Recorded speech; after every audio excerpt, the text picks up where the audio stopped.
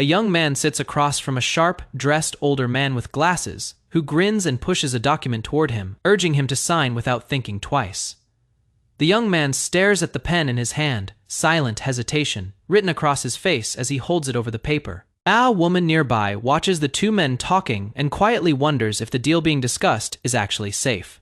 The young man snaps in frustration, protesting the pressure, while the older man slams a hand on the table and reminds him not to overthink it. The older man leans back, offering a wide smile and insisting he'd never scam an old high school friend, claiming he has already explained the guaranteed principal and compound interest details. He promises the young man's money will multiply, adding that this opportunity isn't something he shares with just anyone he called him, specifically because he was thinking of him. A memory surfaces. The young man recalls watching the older man take work calls at his own father's funeral and bowing to his boss there, saying it broke his heart to see him treated that way. The young man's expression tightens into a bitter smile, remembering how furious he'd felt when his father was brought up, yet he had been powerless to do anything about it. His hand moves across the signature line, hoping that the goodwill shown to him was genuine, since hope was the only thing he had left to hold onto. The older man removes his glasses, smirking coldly at having manipulated him so easily. 2 years pass. In the present day, a door creaks open into a dark, cluttered room. A young man clutches a toilet, retching violently, his body hunched over in the confined bathroom. He lifts his head, sick and exhausted, muttering that the snacks he'd finally treated himself to had just come back up. He is introduced as an ordinary 28-year-old man living in South Korea, stumbling through a messy apartment littered with bottles and papers, admitting his life falls far short of ordinary. He recalls that the man responsible for his downfall has been unreachable for a year, leaving him to barely survive, crushed under debt, with only 5 hours before his part-time job. He considers reading a little before sleep, the only hobby left in his decaying routine. He reaches for a worn black book on the shelf, the novel Dark Header, promising himself just 30 minutes. Lying on his bed, he flips through pages he has read over 100 times, the story somehow always feeling new.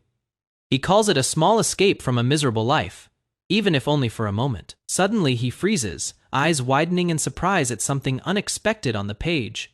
Strange purple, glowing black feathers drift outside the window, catching the man's attention as he sits at his desk, murmuring in confusion at the sight. He touches his face and notices blood trickling from his nose, recognizing the feathers as those of a crow. A sudden cough forces more blood from his mouth, catching him completely off guard. Blood splatters across the pages of his book as it falls from his hands, staining the sheets beneath him. Gripping his chest, he realizes something is deeply wrong with his heart. Struggling to breathe, he collapses forward as dark purple energy begins swirling violently around the book on the floor.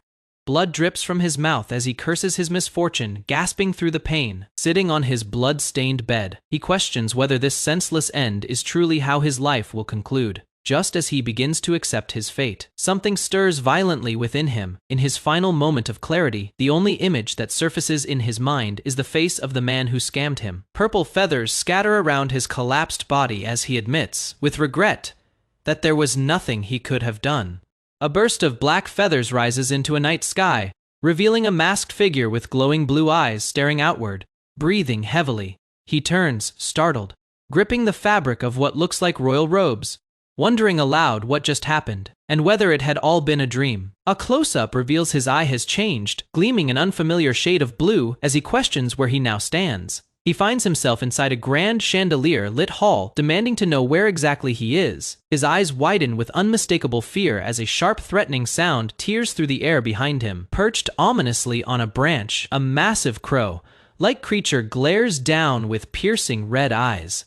Looking out through a window, he sees countless red-eyed crows perched across the bare trees beneath 3 strange-colored moons, letting out an exhausted sigh. One of the crows suddenly shrieks and dives straight toward him, sending him stumbling backward in shock. Cornered and desperate, he throws his arms up and screams for help, only to jolt awake on his bed, shaken and confused, wondering if the nightmare came from his recent lack of sleep. The crow lunges closer, its red eye burning through the dark as he begs desperately to wake up from what he prays is only a dream.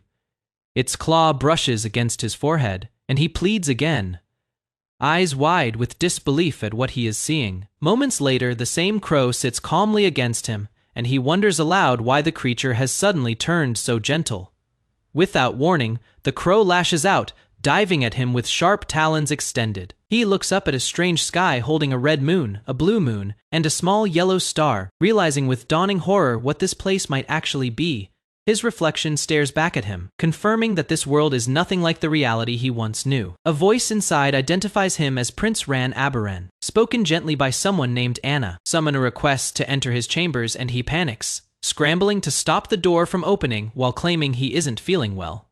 On the other side, a startled maid steps back, caught off guard by his reaction.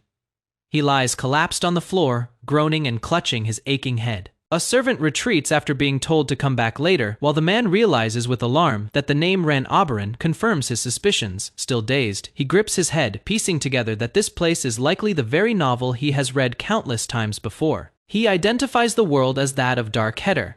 Now recognizing himself as the Empire's seventh prince, Ran-Abaran horrified. He remembers this character is fated to die a miserable early death within the story, screaming in denial at the realization. Sitting alone, he wonders how this could have happened. Stunned that of all people, he woke up inside this cursed novel. A composed aide named Sign arrives, formally announcing himself before the prince.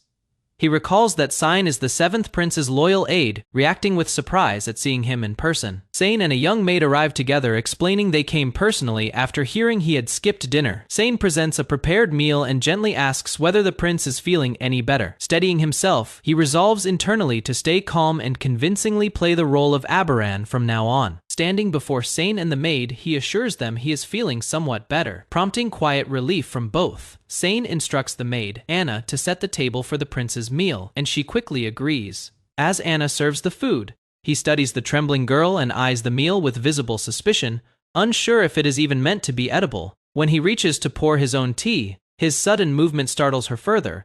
The pitcher tips and spills across the table, catching them both off guard. Anna's expression turns to pure horror at the small accident.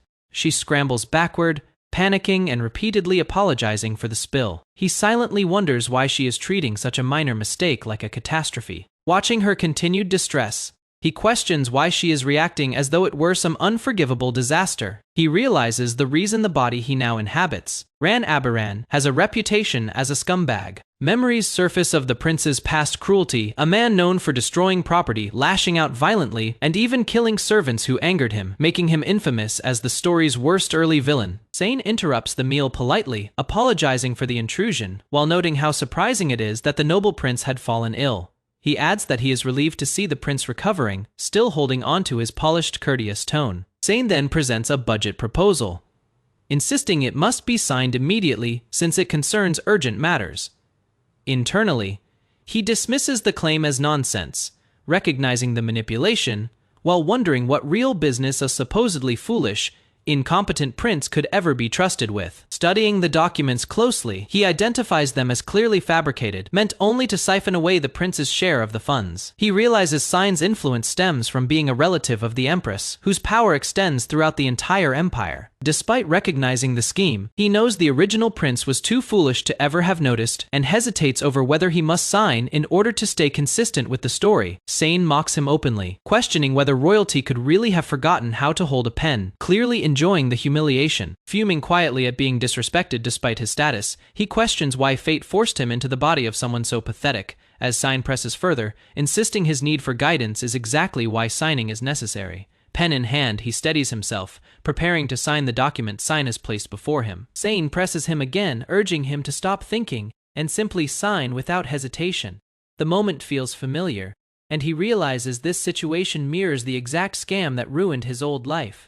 He resolves firmly that he refuses to live that way again, letting the same trap repeat itself. Instead of signing, he questions Sign directly, pointing out that the math behind the proposal doesn't add up and calling it a clear waste of the budget. Sane reacts with surprise, admitting he hadn't expected the prince to think that far. Smirking, Sane pivots smoothly, suggesting he'll review everything again if the prince simply signs first, mentioning the meal getting cold. Sane presses once more, repeating his line about not thinking and just signing. Startled, the maid watches as something suddenly shatters and crashes to the floor. Sane's glasses lie shattered and soaked in spilled liquid, and he demands to know what happened, only for the prince to calmly claim his hand slipped. Drawing on his memorized knowledge of the novel, he reveals that Sign's connection to the empress is far too distant for her to even know he exists, shocking both Sign and the maid. Enraged, Sign lashes out and strikes him across the face. Bruised but defiant, he insists he doesn't know how he ended up here, but refuses to quietly accept the death that awaited him in the original story, twisting the blame back onto Sign for distracting him. Reflecting on his old life of being ignored and constantly losing, he declares he refuses to live that way. Again, resolving to use his knowledge of the novel and the prince's power to change his fate. Sane freezes in place, demanding to know why the prince has suddenly turned so bold. Calmly pointing at the ruined carpet, he simply states that it has gotten dirty. With cold authority, he orders Sane to clean it up himself, declaring with burning resolve that he will survive no matter what it takes. A golden light bathes an imperial hall as narration declares that the ruling family are treated as gods, their existence justified above all else. Silhouettes of golden-haired royals stand beneath the light, and the narration continues, praising their rare gifts and their radiant blonde hair as proof of divine right, a bloodline seen as untouchable and sacred. A steward with graying hair and a stern expression interrupts that praise. Adding one exception, the seventh prince is dismissed as worthless, unworthy of being counted among the golden royals. In a private study filled with scrolls and books, a black-haired young man reads a letter in silence. Around him, unseen voices mock his temperament and his dark hair, calling him a disgrace to the royal name. An older steward's face twists in anger as he rants about having wasted money and effort trying to secure a position, refusing to serve under someone he sees as beneath him, someone he considers a coward among the royals. The scene shifts to a grand room, where the black-haired prince sits calmly with a drink, while the ranting steward scrubs at the floor nearby, a young maid watching quietly from the side. The steward mutters about the humiliation of being made to clean, kneeling and wiping the floor before addressing the prince directly, reporting that the mess has been dealt with. Rising to leave, the steward's irritation boils over as he moves to storm off, knocking a cup from the table in his agitation, wine spilling across the polished floor. The prince responds by flinging something at him without warning, striking the steward and knocking him backward in shock. Coldly, the prince tells him that wasting time complaining is unacceptable and orders him to use the moment to practice more. A close shot reveals the prince's eyes have shifted to a striking red, his expression unreadable as he commands the steward to clean the mess up, then repeats the order more sharply, demanding he move faster. The steward, sweating and unsettled, remarks that the prince seems different than usual, admitting he doesn't know what to say when reporting to the empress. Walking away, the prince reflects privately irritated that a man who cannot even speak properly to the empress would dare try to threaten him. He decides he needs to make his position clear so the steward doesn't cause further trouble. Back in the room, the prince turns to a young maid and orders her to cover her ears. Startled, she stammers in confusion, unsure what he means. His tone turns darker as he warns her that what comes next isn't meant for someone like her to hear, threatening that if she listens in on even a single word, he'll have her working without the use of her fingers. Frightened, she quickly agrees. The maid clamps her hands over her ears, gritting her teeth and shutting her eyes tightly, bracing herself as the tension in the room rises. The prince stands in profile, his expression unreadable as a blurred exchange plays out around him, words too faint to make out, only the tension in his stance giving anything away. The steward's face fills the frame, sweat forming on his brow,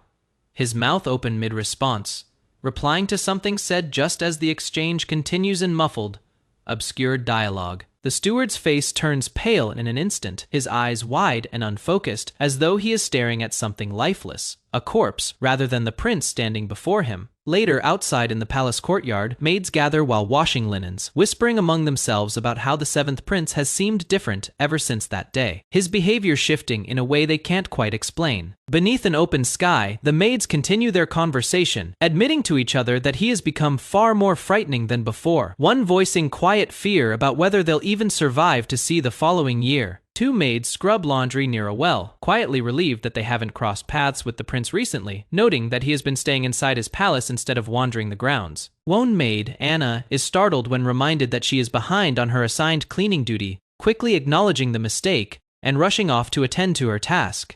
Inside a quiet library filled with stacked books, a passing thought notes simply that the weather outside is pleasant. The black-haired prince stands by a window holding tea, reflecting privately that mimicking the personality of the original seventh prince from the novel keeps him from drawing suspicion, though he notices the servants seem to avoid him out of fear. Walking down a dim corridor, he considers how a man named Sign no longer shows him disrespect and has kept his distance entirely since a certain incident, admitting he'd rather not have to throw another teapot at someone's head again.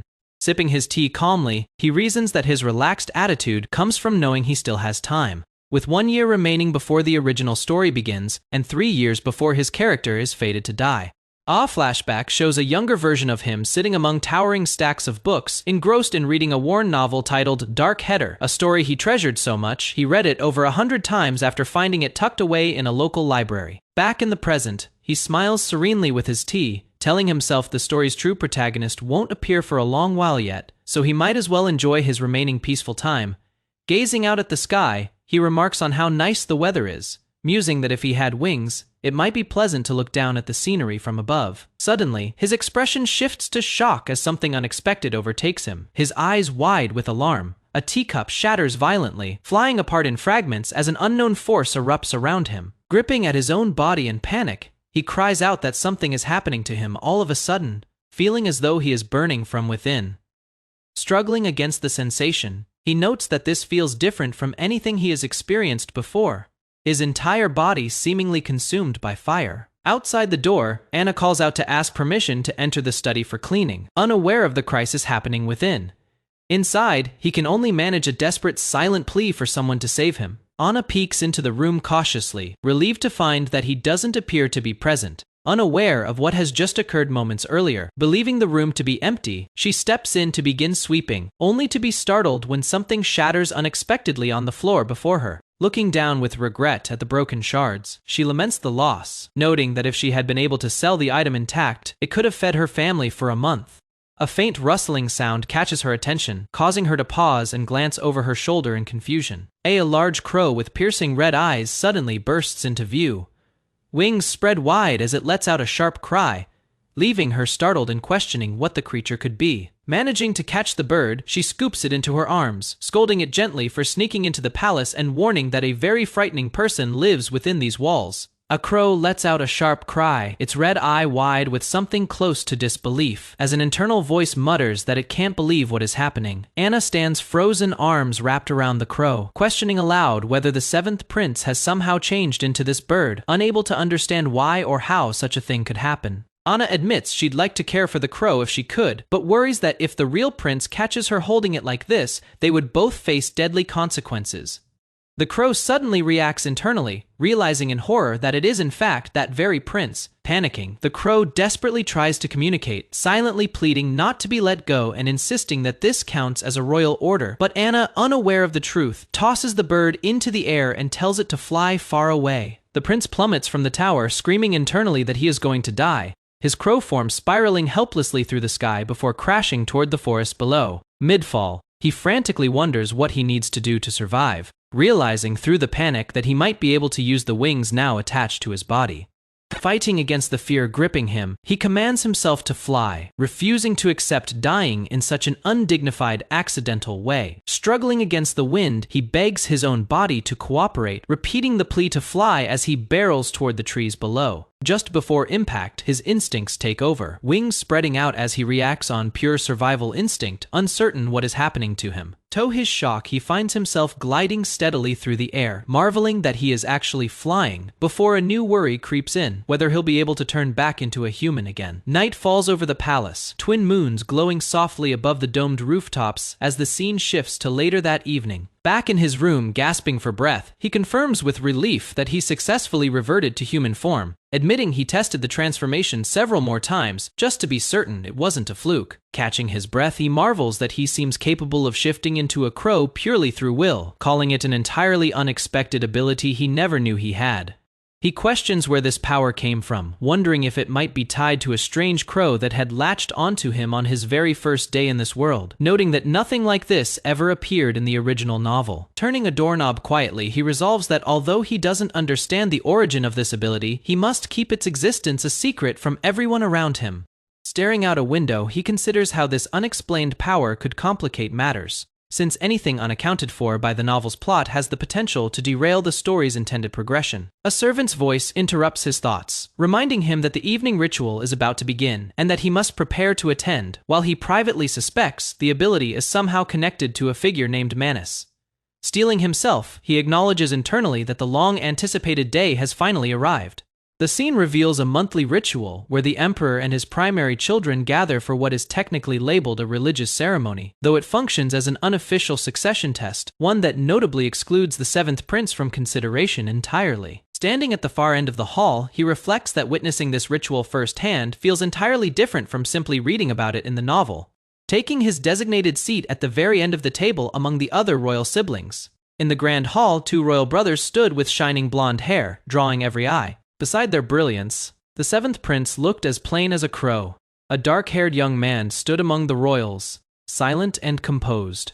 A voice cut through the air, calling him a half-witted bastard, who dared to hold his head up without shame. He recognized the one speaking, the eighth prince, Silos, Aberan, 17 years old, his half-brother by blood, but not by respect. Silos mocked him openly, questioning whether he had lost the ability to understand words.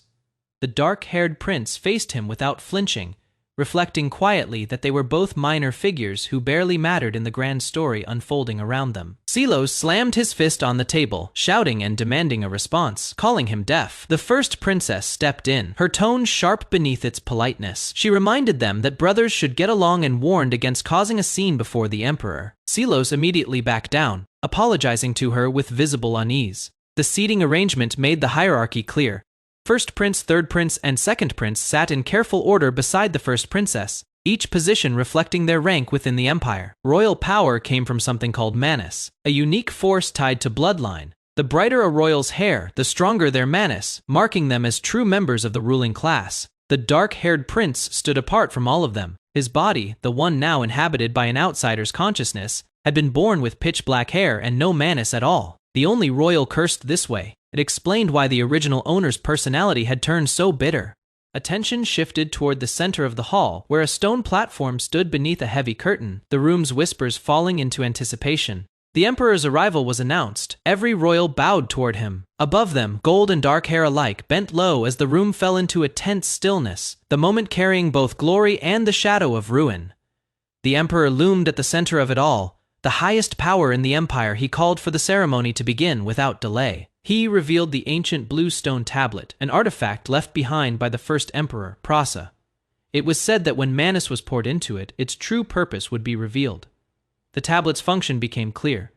It measured the strength of a royal's manus directly from their touch. When the emperor placed his hand upon it, a surge of light shot outward from the stone, extending across the hall as his enormous power made itself known.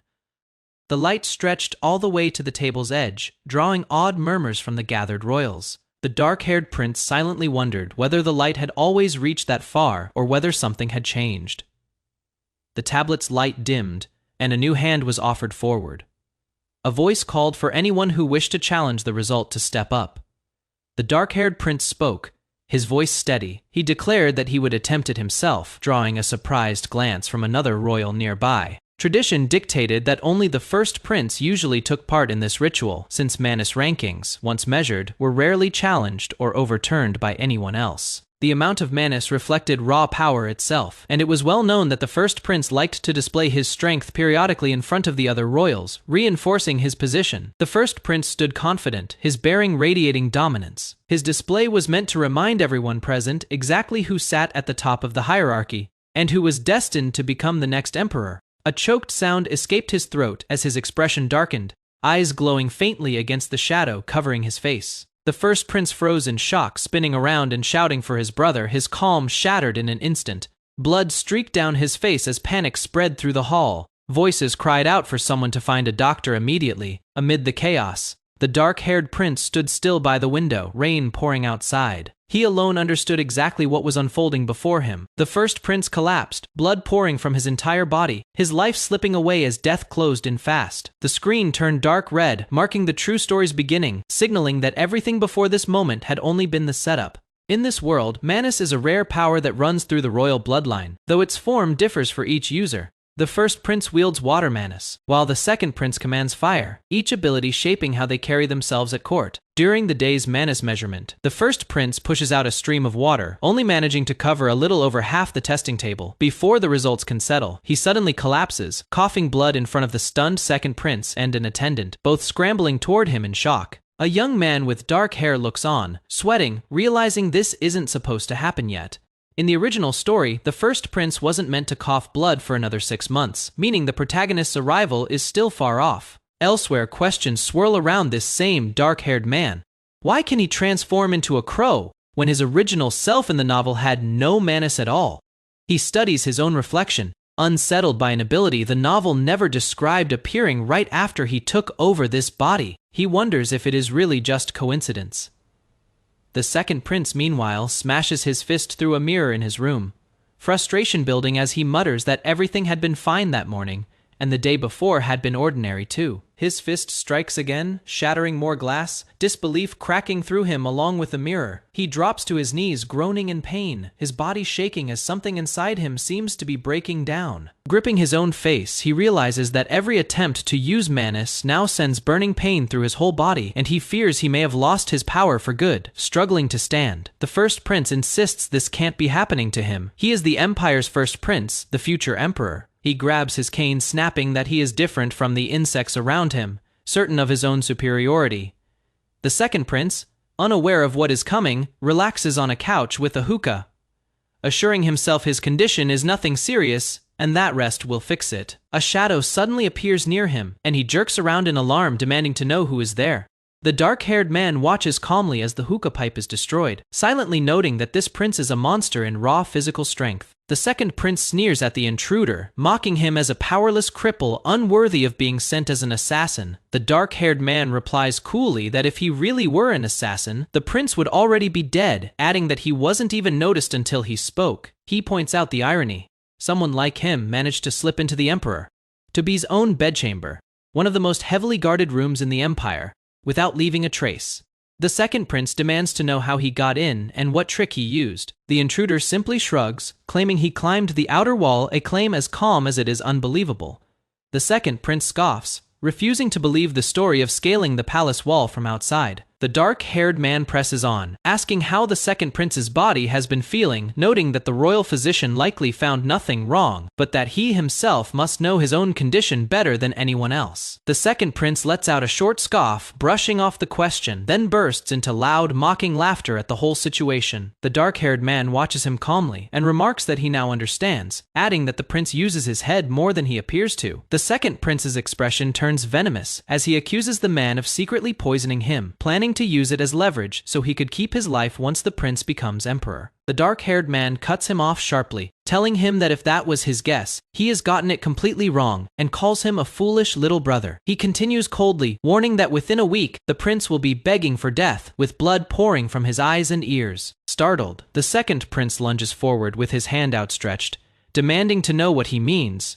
The dark-haired man settles back casually, insisting he hasn't used any tricks or schemes at all. He explains further that the prince's body will keep deteriorating rapidly, and that eventually he'll die bleeding from his entire body, adding that even he himself doesn't yet know who is truly behind it. He leans in, telling the prince to listen carefully to what he is about to say. He states plainly that this is the prince's last chance to save his own life. Later, flying through the rain as a crow, the man reflects with relief that the prince turned out to be just as simple-minded and cowardly as he was written in the novel.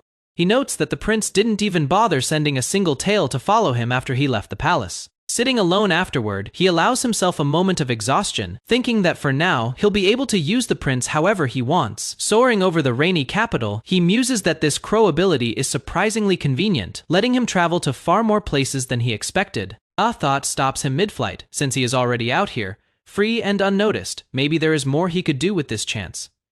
He continues gliding silently over the sleeping city below, turning the idea over in silence. Back at the palace, a servant standing before a grand door remarks that the prince hasn't eaten in 2 days, worried by the lack of any movement from his room. Startled by the fear that something terrible might have happened, another maid panics, imagining harsh punishment for failing to protect a royal, and cries out in alarm. A servant panics as a fist slams into a wooden door, shouting in alarm that the prince might be in danger. The dark-haired man steps out, annoyed by the commotion, asking what all the noise is about, as a maid stumbles forward carrying a tray. He pulls the door open sharply, sending the startled maid crashing to the floor, along with her tray. The spilled contents splatter across the floor and onto his shoe, leaving a mess between them as she stares up in horror. Terrified, the maid drops to her knees, crying out that she has committed a crime worthy of death, insisting she only meant to check on him since she thought he seemed unwell. She stammers helplessly, unable to finish her sentence, distressed that she has caused a disturbance on top of everything else. He glares down coldly, asking how she intends to take responsibility for soiling the floor and his shoes. She begs desperately, saying she deserves to die but pleading for her family to be spared instead. He waves it off, telling her to forget it and just clean the mess spotlessly within 5 minutes before leaving. As she scrambles to comply, he adds a new rule. From now on, she is forbidden from approaching his private quarters, unless personally summoned, muttering to himself about not wanting to deal with any more annoyances or dramatic offers of her life. A month has passed since the first prince's mysterious nosebleed during the ritual, evidenced by scattered books and papers piling up around his desk as he searches for answers. A quiet rumor begins spreading through the palace. The first prince, the empire's next emperor, has lost his abilities. The dark-haired man reflects that to the other princes and princesses, this rumor signals a golden opportunity has opened up, in the original novel, to silence these rumors. The first prince urges the emperor to move up the timing of the hunting competition, despite it being scheduled for 6 months later. The man notes with some relief that events are still following the novel's plot so far, though he worries whether this disruption is confined to the capital or already affecting the protagonists elsewhere. On the day of the hunting competition, rows of soldiers and knights assemble before the gates as he privately hopes to cross paths with a certain person today so he can hand something over, planning to wait patiently for the right moment. A brash young man calls out mockingly, addressing him as nothing more than a bug. Riding alongside him, the same figure taunts that his black horse suits his gloomy personality, while the dark-haired man privately worries that this year, 1 full year before the novel's story begins, this rival seems far more hot-headed and impulsive than his novel counterpart. Choosing to ignore the taunt entirely since an important event awaits him, he rides on, prompting the furious rival to shout after him for ignoring him. Undeterred, he calms his black horse, remarking that he actually prefers it to a golden one, while another rider comments that the 7th prince at least seems to have a way with animals. Before the group finally announces their arrival, the group arrives at the entrance to the imperial forest, marking the true start of the hunting competition. Ahead stands the Tower of the Beginning, a massive rock spire where the opening ritual is held every year. The dark-haired man notes that once the first prince finishes performing the ritual, the hunting competition will begin immediately. The elderly emperor, aged and imposing in fur and armor, steps forward for the occasion. He reminds the first prince to prepare himself for the coming ritual, and the prince responds with practiced obedience, acknowledging his father's words. The second prince, walking beside his brother, remarks that he is glad to see him looking healthy and asks if he has decided on his wish yet, catching the first prince off guard as he questions what wish he means. The second prince clarifies that it is the wish granted to whoever wins the hunting competition, adding smugly that the first prince is obviously going to be today's winner. Anyway, obviously, the narration explains that the ritual exists to showcase the future emperor's manus, a public display of the royal family's strength, held in front of the gathered nobles. In the crowd, nobles murmur their excitement at finally witnessing the first prince's manus firsthand, though one voice quietly brings up a rumored incident, quickly hushed by another fearing they'll be overheard. Elsewhere, the second prince fumes, furious with himself for having trusted advice from someone he calls nothing more than a bug, warning that they'd better not have been lying to him. The dark-haired man watches from a distance with a faint, knowing smile on his face. Meanwhile, the second prince channels a surge of crackling energy, snarling that if he has been tricked, he'll make sure to kill the one responsible in the most agonizing way possible. Back near the crowd, the dark-haired man observes another young man standing rigid with nerves, teasing him lightly and telling him not to be so tense, addressing him as Reja. He reflects privately that as long as his instructions were followed properly, something interesting is about to unfold. A massive surge of blue mana tears through the sky as a robed figure stands at the center of a swirling vortex, arms raised, drawing power from every direction while a crowd watches from the shadows below. The storm collapses inward, sweeping across rooftops and cratering the ground as a lone figure is caught in the wreckage, flung through the debris while the shockwave rolls out toward the gathered onlookers. Streaks of energy slice through the rain-soaked battlefield, and a warning rings out to stay clear of the vortex. Moments later, the shockwave slams down and a man grunts in pain as he is thrown back by the impact. Amid the chaos, a dark-haired officer orders his men to retreat, his expression grim as he watches the storm intensify, refusing to say more than a clipped acknowledgement. At the heart of the surge, a young man declares himself the first prince, his eyes burning with conviction as raw power crackles around him, baring his teeth. He invokes two names, Reisha and Abaran, as the energy around him twists and surges with new intensity. He roars that he is the one destined to become emperor, thrusting his hand forward as a blinding orb of power erupts from his palm. The explosion tears upward through the sky, the shockwaves rippling outward as the figure hangs suspended at the center of the blast, arms outstretched. The energy climbs higher, still crashing against jagged rock formations, as two figures below raise their arms, channeling the storm toward its peak. The sky fractures with light as the surge reaches its climax. Crowds gathering below watch as the phenomenon builds to an overwhelming crescendo. When the storm finally settles, rain falls over a cluster of stunned soldiers, their faces pale and speechless at what they've just witnessed. A grizzled officer, decorated with medals, studies the aftermath and mutters that this is the menace of the royal family, awed by its scale. Elsewhere, a triumphant blonde man pumps his fist as the crowd erupts into cheers, chanting "Long live the first prince."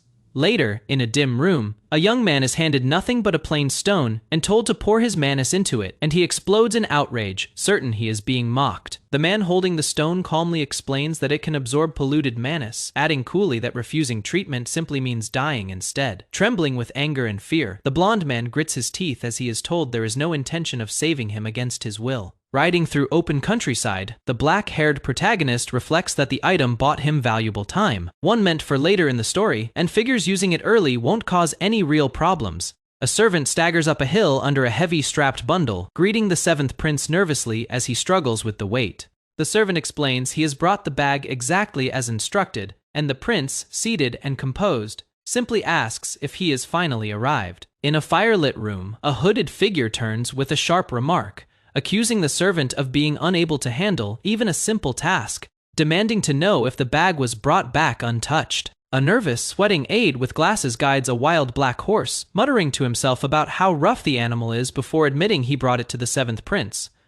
On purpose, a horn sounds twice across the open field, its deep call echoing through the grounds. A bearded, golden-haired noble raises his hand as the ritual horn finishes, marking the formal start of the event. A banner announces the royal hunting competition as rows of armored knights and nobles line up on horseback, ready to move. Several young competitors sprint forward on foot, arguing about their odds. One wonders if winning could earn him a wish from the emperor, but another dismisses the idea, certain the royal family will take the prize again. The seventh prince watches the crowd rush off and remains unbothered, noting privately that the competition means little to him right now. He considers staying low and avoiding attention. An older knight with gray hair marked by his medals and rank asks his companion Tolan for his opinion on the opening ritual, revealing his intent to track down the former imperial knight commander referred to by the name Agony Fetus. Tolan, a younger man in glasses, reacts with awe, calling the ritual truly the power of a god. The older knight remarks that watching the ritual made him feel as though the emperor meant to break the spirits of the gathered nobles. Tolan immediately panics at the comment. Tolan begs him to only say such things when they're alone. The older man brushes off the warning, insisting no one is close enough to overhear them. The gray-haired knight adds that there is a reason he has survived this long, at least for now. The prince rides his black horse deep into the imperial forest, checking a map as hoofbeats thunder beneath him. A caption explains the forest is split into 3 zones for the hunt. The map details the layout, a small animal zone near the entrance, followed by a medium zone, with the large animal zone lying farthest into the forest. A flashback shows a warrior kneeling before an emperor-like figure presenting the corpse of a golden fox. The narration notes this was only mentioned briefly in the original novel, leaving the exact location of the fox unknown. The narrator explains this uncertainty is why he had been scouting the vast forest from above in the form of a crow, searching for clues. Now back on the ground, the prince reasons through the clue about the original hunter washing his hands in water right after the kill, concluding the golden fox's location must be near a lake to the southwest. Riding hard through the trees, he decides to get ahead of a rival and wait for the right moment to strike, remarking that his horse sometimes seems to understand exactly what he is saying. Elsewhere, a young knight named Sign is relieved he managed to bring the required bag in time, thinking he worried for nothing and hoping to properly deliver it to Duke Agony Fetus. Suddenly, arrows streak past the horse's head as the rider ducks in alarm, the animal recoiling under the surprise attack. A heavy boot slams down onto the grass as a startled voice cries out, demanding to know what is happening, closing the sequence on the sudden ambush. The prince's black horse suddenly halts mid-ride, ears twitching. He asks if it is stopping because it is sick. He tries again, wondering aloud if the horse has spotted a beast nearby. A young man's eye narrows in dawning dread, muttering, "Don't tell me," as he senses what is coming. Riding alone through the trees, the prince questions whether the bag strapped to his horse is simply too heavy for it to carry. The horse plants its feet and refuses to move. The prince snaps at it, pointing out that other horses pull entire wagons, while this one struggles with just a bag and a rider. Gritting his teeth in frustration, he threatens to tell the stable master to starve the horse if it keeps acting so stubborn. A dark shape crashes down into the grass with a burst of leaves and dust hoofbeats echo through the forest as a second rider on a smaller horse closes in from behind. Staring at the reveal, the prince turns his back to the scene, quietly cursing his rotten luck. Watching the sunlight filter through the canopy, he reflects that catching a couple of wolves or deer should have been simple by now. Nearby, Talon trudges along carrying a heavy pack, remarking that luck clearly isn't on their side today. The older knight beside him says nothing. The gray-haired knight admits that he has gotten old too, having spent his whole life as a sword and shield for others. But time is something even he cannot defy. Tolan protests, insisting the man is already a legend and shouldn't speak that way. A flashback shows the knight in his prime, armored and drenched in the aftermath of battle, as he recalls his countless military exploits as Imperial Knight Commander exploits that now belong to a retired old man back. In the present, he asks Tolan if he has ever seen the royal family up close. Tolan admits he has only ever viewed them from a distance. Just like today, the knight tells him he'll understand once he faces them directly, promising he'll then see who the truly magnificent beings of the empire really are. The scene shifts to a black and white memory of a grand imperial capital, its cobblestone streets lined with carriages, as a voice describes the royal family as gods themselves, protected by his family for 1,000 years. In an old carriage, a father tells his young son that he has grown old and the boy must now take his place, urging him to always take pride in serving as a loyal house of the imperial household. The boy answers eagerly. The father points out the window, explaining that the merchant caravan passing by belongs to their family, proudly supplying goods to the imperial family.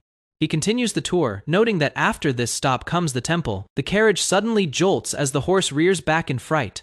A servant cries out asking what is happening, while another apologizes profusely, explaining that something got caught in the wheel. Back in the memory, the father orders his son to get back inside the carriage, while a guard steps forward, promising to handle the cleanup himself.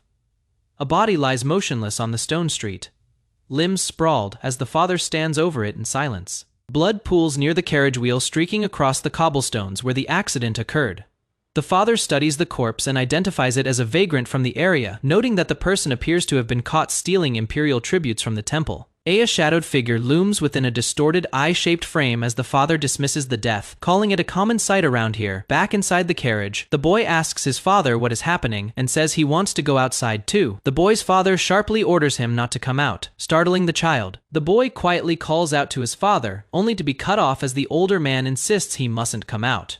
Trailing off mid-sentence, the father's expression turns unreadable as he claims it is nothing at all. The scene shifts back to the present, where the aging duke watches the forest and privately notes that the dead vagrant's child couldn't have been older than 10. He continues the thought, reasoning the child must have been younger than his own son and was likely burned in the incinerator afterward, quietly questioning whether darkness exists even within such a noble empire. Tolan interrupts, urging the duke that they have no time to admire the scenery and must keep moving to save face for the family's name. The duke apologizes for the delay and reveals he knows a nearby spot where a golden fox has been known to appear. Elsewhere, the prince trudges through the forest under the crushing weight of his bag, gasping for breath and vowing to turn his horse into a roast once he gets back. He realizes that carrying the bag prevents him from transforming and worries about losing track of Duke Fetus while deciding whether to change back and return scouting. Earlier as a crow, he had already noted that even the small animal zone carries real danger, since a wild beast could appear at any moment. Rustling erupts from the bushes ahead, and he braces himself, wondering if something is finally emerging. Panicking, he curses under his breath, reluctant to abandon the bag, and regretting not bringing even a simple weapon, since it seemed like a hassle at the time. He shrugs off the fear, deciding he'll simply run if things get too dangerous, then spots something in the distance. a black horse charging toward him. The impact sends him flying, his scream tearing through the clearing as the horse plows straight into him. The prince stares in shock at the figure sprawled beside him, recognizing the hair color and stammering, in disbelief at who it might be. Elsewhere in the rain-soaked forest, the Duke calls out for Talon, asking what the noise was and whether he is alright. While a third figure crouches hidden among the bushes below, the prince lifts the unconscious Aide's head and realizes with growing dread that the blue hair belongs to Duke Fetus Aide, identifying him as Talon Krisa. Panicking, the prince clutches his bag and admits to himself that he is in serious trouble, having never expected to run into this man under these circumstances. A caption introduces the approaching figure as the former Imperial Knight Commander and war hero, shown mid-swing with his sword raised against the sky. The caption continues, naming him as Duke Agony Fetus, revealing that in the original novel, this man is destined to become the teacher of the story's protagonist, and the figure who will one day turn the entire empire upside down. In the depths of the forest, Duke Fetus advanced with his sword drawn, calling out the name, Agony Fetus. Hidden behind a thick tree trunk, the seventh prince froze in place, sweat on his brow. Realizing he could not afford to be seen by the Duke here, the prince recalled his plan. He had intended to wait near the golden fox's habitat, holding the dead fox as bait. When Duke Fetus arrived, the prince would accuse him of trying to steal a royal's hunting prize. From there, the prince planned to hand down an unreasonable punishment, forcing the Duke's aide, Tolan, to carry a heavy sack of stones throughout the competition. In his mind, that alone should have settled the matter cleanly, but the plan collapsed. Rain poured down as the prince clutched his chest, panicking, admitting to himself that everything had spiraled far beyond his control. Elsewhere, Duke Fetus knelt over a heavy stone lying in the grass, studying it closely. He noted its unusual weight and suspected it had been thrown deliberately. Standing among the trees, the Duke considered the possibility that the stone had not been meant for Talon alone. He wondered aloud whether an assassin had been targeting him directly. Nearby, Talon lay sprawled on the ground, injured and disoriented, weakly calling out for the Duke. The Duke rushed to his side, urging Talon to regain consciousness and share anything he could remember about the attack. Watching from hiding, the prince reflected on the weight of the situation. The Fetus family had guarded the royal bloodline for over 1,000 years and stood as the most powerful house in the empire. He was already regarded as the least capable of the princes, and he understood that if word spread he had attacked Duke Fetus, his position would become unsalvageable. Talon, still dazed on the ground, struggled to piece together fragments of what he had witnessed. The prince's panic deepened. Rain streaked down his face as his thoughts spiraled, repeating the same desperate question of what he should do next. A wound was visible on Talon's neck, the injury more serious than it first appeared. He apologized to the Duke, explaining that the attack had happened too suddenly for him to react. The Duke accepted the explanation for the moment, telling Talon to speak up if any details came back to him. As he turned, his expression sharpened with suspicion. A close, hardened look crossed the Duke's face, his eyes narrowing as if sensing something was being concealed nearby. Seizing the opening, the prince bolted from his hiding place, gritting his teeth and telling himself this was his only chance to escape. Duke Fetus reacted instantly, sword in hand, ordering Talon to wait as he took off in pursuit, vowing to catch the attacker himself. The prince ran without pause, his stamina draining fast, cursing the added burden of the heavy bag strapped to his back as he fled through the trees. Slowing for a breath, he questioned whether he had finally put enough distance between them, convincing himself that outrunning an old man should be simple. That confidence shattered the instant Duke Fetus appeared right behind him, blade raised, moving with a speed that defied his age. The prince realized, with dread, that the Duke had never truly retired. Cornered, the Duke demanded answers, questioning whether the prince was an anti-imperialist or a member of some hidden cult. The prince refused to disclose himself, warning that no one could escape Agony Fetus. Sprinting further into the rain-soaked path, the prince understood that capture was closing in fast. Still sprinting through the forest, the prince questioned whether he had any option left besides ditching the heavy bag and transforming into a crow to escape faster. He cursed his luck, wishing he still had the black horse that had abandoned him earlier. He decided against transformation for a moment, choosing instead to keep running on foot as fast as his legs allowed. His shape blurred mid-motion, dark feathers replacing his outline as he pushed himself to move faster than before. The transformation completed in a burst of motion, his human form giving way entirely to something faster and lighter. Behind him, Duke Fetus noticed the sudden shift, confused that his target had somehow gained speed and changed shape right before his eyes. The Duke pressed forward regardless, blaming his aging eyesight for the strange sight, refusing to let frustration slow his pursuit. After tearing through the underbrush and snapping fallen branches in his path, the Duke finally stopped in an open field, breathing hard, uncertain if he had lost his target for good. In the sky above, the prince felt his body grow strangely light, wondering if he had turned into a crow again, though the sensation of running never fully left him. The rhythmic sound of hooves striking the ground echoed nearby, and he wondered if the same black horse from before had returned. A reflection of sky and trees shimmered in a wide, alert eye, and the prince began to suspect something else was happening to him. He looked down to see he had become the horse itself, rearing on its hind legs, and could only think that the whole situation had turned absurd. Footsteps approached through the dark brush, and two figures in white royal uniforms arrived. One of them marveled aloud, asking his companion if he had truly caught such a creature himself. The pair stood facing a massive cave, like shadow, and one turned to ask why his brother seemed to find it so hard to believe. The two princes stood together as one confirmed that his brother had won the hunting competition, then asked what wish he intended to request from the emperor.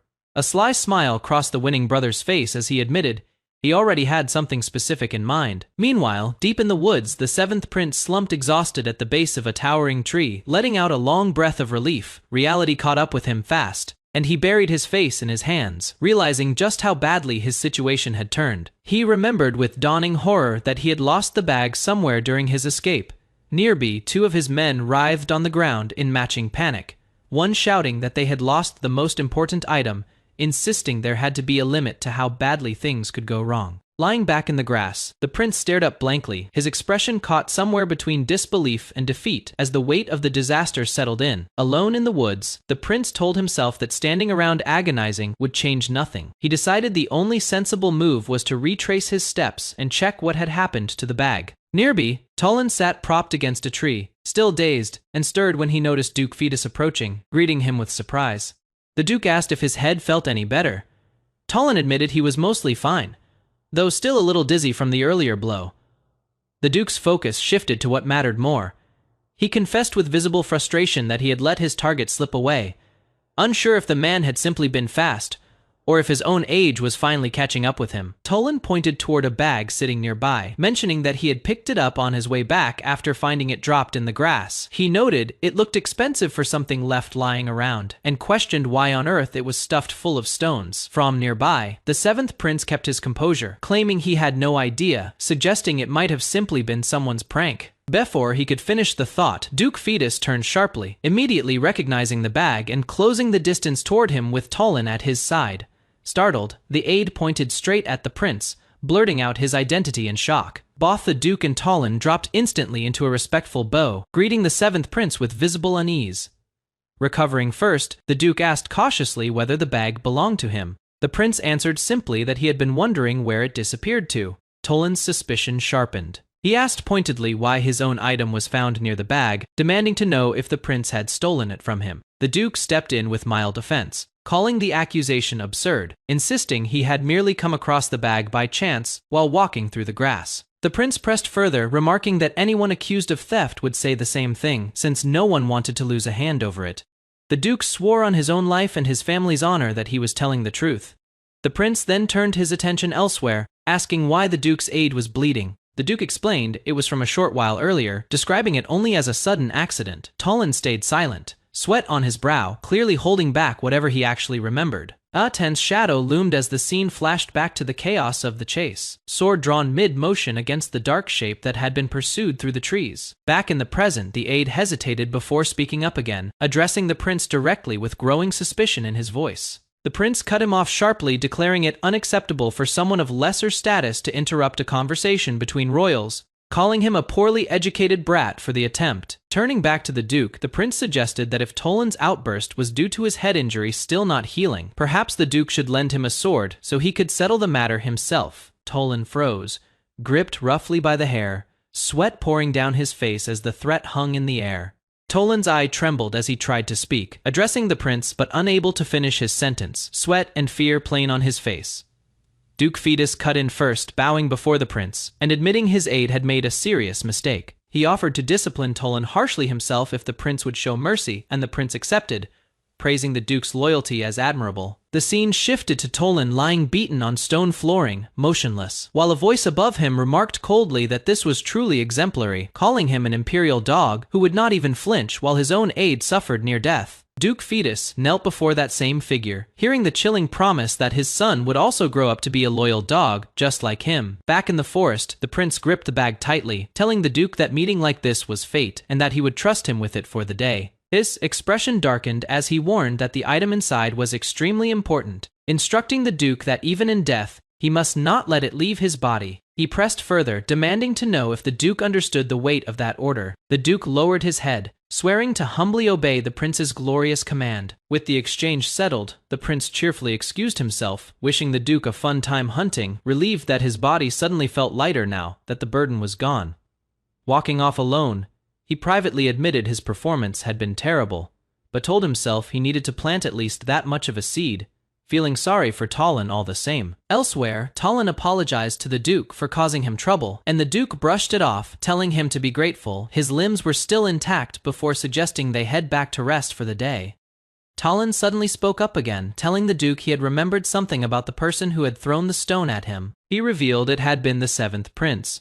The Duke stopped him immediately, admitting he hadn't realized it himself until seeing the prince in person, and told Tolan firmly that nothing more needed to be said. A narrator's voice explained that in the original novel, Duke Fetus would eventually cause a devastating incident during next year's hunting competition, driven by the death of his son within that year. The prince, reflecting on this, admitted he needed a strong enough stimulus to force that same incident to occur during the current competition instead.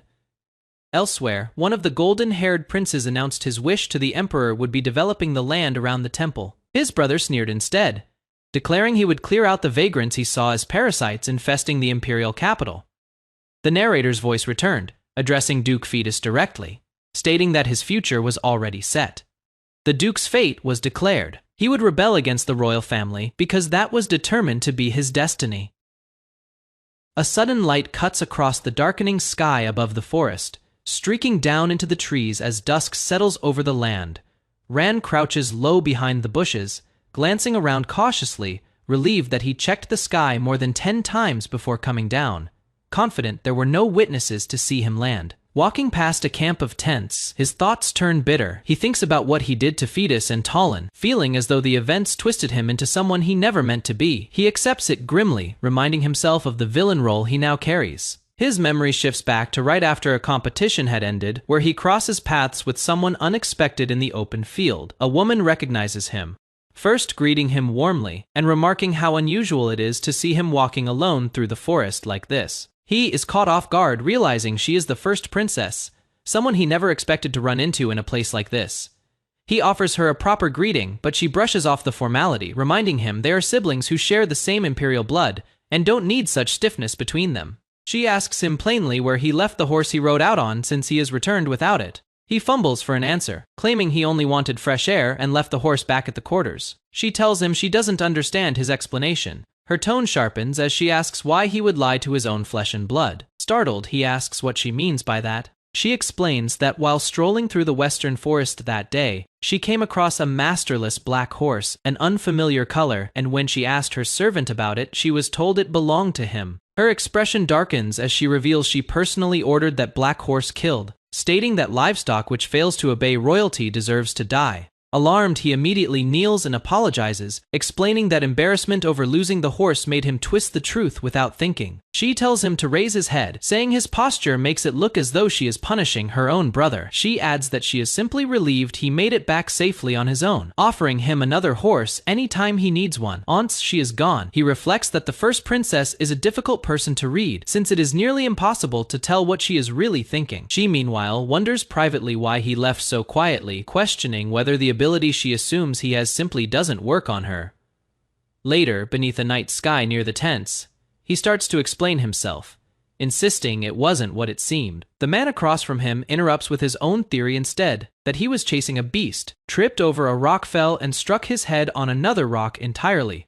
A duke sits with his aide, remarking that he has witnessed every kind of injury at the royal hunting competitions over the years, but never one caused by nothing more than a couple of rocks. The aide, bandaged and pale, listens as the duke asks how long recovery will take. The Duke warns that despite appearances, the injury is serious and demands at least a week of strict bed rest. The aide panics, protesting that a week means missing the entire competition, insisting his duty as an aide requires him to stay by the Duke's side no matter what.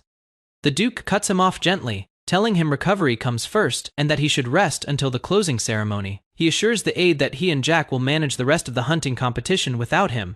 Reluctantly convinced, the aide agrees to do his absolute best to rest, promising to honor the Duke's wishes. Alone with the Duke afterward, the aide points out that in all his years of service, this is the first time he has ever been given a day off, joking that his real dream has always been to eat and play, if only he had the money for it. The Duke laughs, declaring he'll win the competition just for the sake of that dream, promising to reward him afterward with development rights to a gold mine. That night, a candle flickers on a wooden table as the aide sleeps restlessly, jolting awake with a gasp. His hand raised as if bracing against something unseen, Summonon speaks close to his ear, holding a small wrapped object near his face, as he cries out in shock. Elsewhere, someone reflects coldly, calling the aide's devotion truly exemplary, mocking him as an imperial dog who doesn't even flinch when facing mortal danger. In the darkness, a grieving man covers his face, weeping as he murmurs that his son will grow up to be a loyal dog as well, just like his father before him. The Duke lies awake at night, unable to sleep, deciding that maybe stepping outside for fresh air will help clear his mind. His expression tightens as memory pulls him elsewhere, toward a heavy stone-covered pack sitting beside a young boy standing in the dark. The pack rattles as father and son walk together through the night forest beneath a red moon, the father telling the boy there is something important he wants to show him at the temple. Inside the temple, the father recounts an old legend of a time long ago when the world was consumed by chaos and turmoil before a being of salvation descended from the heavens. The boy lights up, recognizing the story from a book, asking if his father is talking about the legendary figure known as Sierra the Great. Standing before a towering statue gripping a massive sword, the father explains that this god-like figure wielded mysterious power strong enough to subjugate those who endlessly waged war. He continues, revealing that this very figure united the empire over 1,000 years ago and named it Aberan, becoming the founder of the imperial family they now serve. Turning to his son with pride, the father calls him his treasure, addressing him warmly by name Flynn. He asks his son to follow in his footsteps one day, to grow into a proud sword serving the imperial family as sunlight breaks over the mountains behind him. The Duke walks on with the stone-filled pack still strapped to his back, wondering under his breath why he is still carrying such heavy weight. His face tightens as he questions himself further, wondering whether it is out of loyalty that he keeps carrying it, or something else entirely. A distant horn cuts through the sky, and he freezes, recognizing the sound, and asking aloud if this could really be what he thinks it is. Soldiers gather in shock, murmuring in disbelief that so many beasts were slain in a single night, questioning how one person could have accomplished all of it. A massive burst of energy tears through the battlefield, and onlookers realize the first prince has wiped out the beasts entirely, leaving them to wonder if the hunting competition has already been decided. Avois explains that the competition was originally meant to last 4 days, but the first prince of the Aberan Empire achieved an overwhelming hunting record in a single night alone. The golden-haired first prince is formally declared the winner of the hunting competition, his expression calm and composed under the open sky. The emperor congratulates him on his victory, and the prince responds with practiced gratitude, thanking his father for the honor. As tradition dictates, the emperor asks the first prince to state the wish he desires as his reward. The crowd murmurs anxiously, recalling how the fourth prince once used his own competition reward to request the right to purge nomads from the border regions. Wondering what this prince might ask for instead, the prince kneels formally before his father, stating that vagrants have recently been infesting the area around the temple of Sierra the Great, threatening its dignity and security. With a faint smile, he explains that in order to restore the temple's ruined aesthetics, he requires the emperor's authority. The scene shifts to a burning village, soldiers moving forward with weapons drawn as flames rise behind them. Blood drips down a soldier's face as he grits out the words, humbly requesting the authority to cleanse them completely. Through the haze, a child's silhouette stands amid the wreckage, faintly calling out for his father. The father's face turns rigid with alarm as the boy's voice reaches him clearly, calling out to him directly this time. His hands grip his weapon tightly as troubled thoughts surface, recognizing himself as a loyal imperial dog, yet hesitating over the fate of that particular child. He moves forward through the chaos of the burning village, his soldiers following close behind as the surroundings blur into motion. His expression hardens with regret, as he apologizes quietly to his son Flynn, weapon still raised in his grip. Time shifts again, and someone stirs weakly, murmuring broken words before finally managing a clear voice greeting the figure standing over them with a simple, tired address. "Hey you!" A soldier stumbles, trying to greet Ran properly and ends up sprawled on the ground mid-sentence. Ran tells him calmly to move slowly, warning that the blood rushing to his head will make him dizzy. Struggling to rise, the aide rattles off advice to himself between winces, muttering about antibiotics and olive leaves before catching himself and asking Ran what actually brings him here. Ran hesitates before answering directly, then presses the aide with his own question, asking if he even realizes what situation the Duke is currently in, since the closing ceremony should have already started. The tanked aide freezes, repeating the words back in disbelief, unable to process that the ceremony is already underway. A voice urges him to hurry, telling him he'd better run there immediately, and the aide takes off in a panic, stumbling past the crowd. He shoves through the gathered soldiers, apologizing repeatedly as he forces his way forward, shouting for everyone to let him through. Reaching the front, he gasps out a final apologetic "excuse me," breathless from the run. The scene shifts to the closing ceremony grounds, where knights raise their swords around a kneeling figure. A voice calls out uncertainly, recognizing the kneeling man as the Duke. Fetus looks on in stunned anger, demanding to know what is happening to Duke Fetus, unable to make sense of the scene unfolding before him. Kneeling before the Emperor, the Duke declares that his family has served Sierra the Great since the very beginning, protecting the imperial line from the closest vantage point for over 1,000 years. The first prince cuts in coldly, remarking that the Fetus family seems better suited for the lowly task of dealing with vagrants around the temple than for any higher purpose. The Duke, unshaken, repeats his formal request before the Emperor, identifying himself plainly as Agony Fetus. The Emperor responds, acknowledging the loyalty the Duke has devoted his entire life to and agrees to grant his request. But he adds, almost amused, that it is comical how such great loyalty could lead the Duke to stand against the will of royalty itself. Blue energy erupts violently as the first prince unleashes his power, mocking the idea that he would ever show mercy. Baring his teeth, he sneers at the Duke, calling him mad and asking if he has forgotten that his current actions warrant immediate execution. Closing his eyes calmly, amid the crackling energy, the Duke accepts his fate, stating that the sin of interrupting a sacred ceremony is one he will pay for with his own life. The aide's voice tears through the air in horror as he screams the Duke's name, finally arriving just in time to witness it all. Elsewhere, Ran watches quietly among the gathered crowd, thinking to himself that it is finally starting, wishing someone he once knew could be watching from a distance as well. Later, beside a winding river cutting through green hills, a hooded figure crouches alone at the water's edge, gripping a bottle loosely, lost in silence beneath the open sky. Water ripples faintly against the hooded figure crouched by the riverbank, a small sound stirring beneath the quiet, catching his attention. He lifts his head slightly beneath the hood, startled, asking aloud what this strange presence could be as glowing water twists around him. The current surges upward violently, swirling into the sky above the hills as a voice presses him, asking if he can clearly see the execution ceremony of Agony Fetus unfolding, and whether he recognizes the might of the royalty he will soon have to face. The hood falls back just enough to reveal sharp, focused eyes as the moment settles into place, the true protagonist of the novel Dark Header, known simply as Radel. The former Imperial Knight Commander stood before his men, sword raised high against a burning sky. He was the head of the Fetus family, a lineage that had guarded the royal bloodline for 1,000 years, and a soldier who had bled for the Empire across 30 years of war. Lightning coiled around his kneeling frame as chains of energy tore through the air.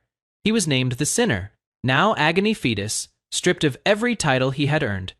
Raja Aberan, the first prince of the Empire, stood over him with a hand crackling with power. He declared the sentence aloud and moved to carry out a summary execution on the spot. The blast tore through the battlefield, light and current, ripping across the ground. As the man's silhouette convulsed under the strike, the soldiers behind him stood frozen, faces pale, throats tight with disbelief at what they had just witnessed. Consciousness slipped as the current dragged him under, his voice breaking apart mid-thought. Unable to draw a breath, something shifted. A different face surfaced within the same collapsing light, eyes snapping open to a scene that did not belong to him. A voice called out a name that was not his own, confused at finding him in this place. Another voice spoke of him faking dizziness earlier, relieved now to see him looking well. A wounded man among the group turned to another, admitting shame at parting in such a pitiful state, asking him to look after someone named Flynn. A third figure standing apart cut him off with a single word, The one who had interrupted studied him closely, recognizing the face in front of him as belonging to the seventh prince. Overwhelmed by the flood of unfamiliar memories and voices, he struggled to make sense of what was being said around him. Through gritted teeth, he forced out a denial, refusing the fate closing in on him, insisting he could not die yet. Raising a hand crackling with restrained current, the same commanding figure prepared to act again, expression unreadable.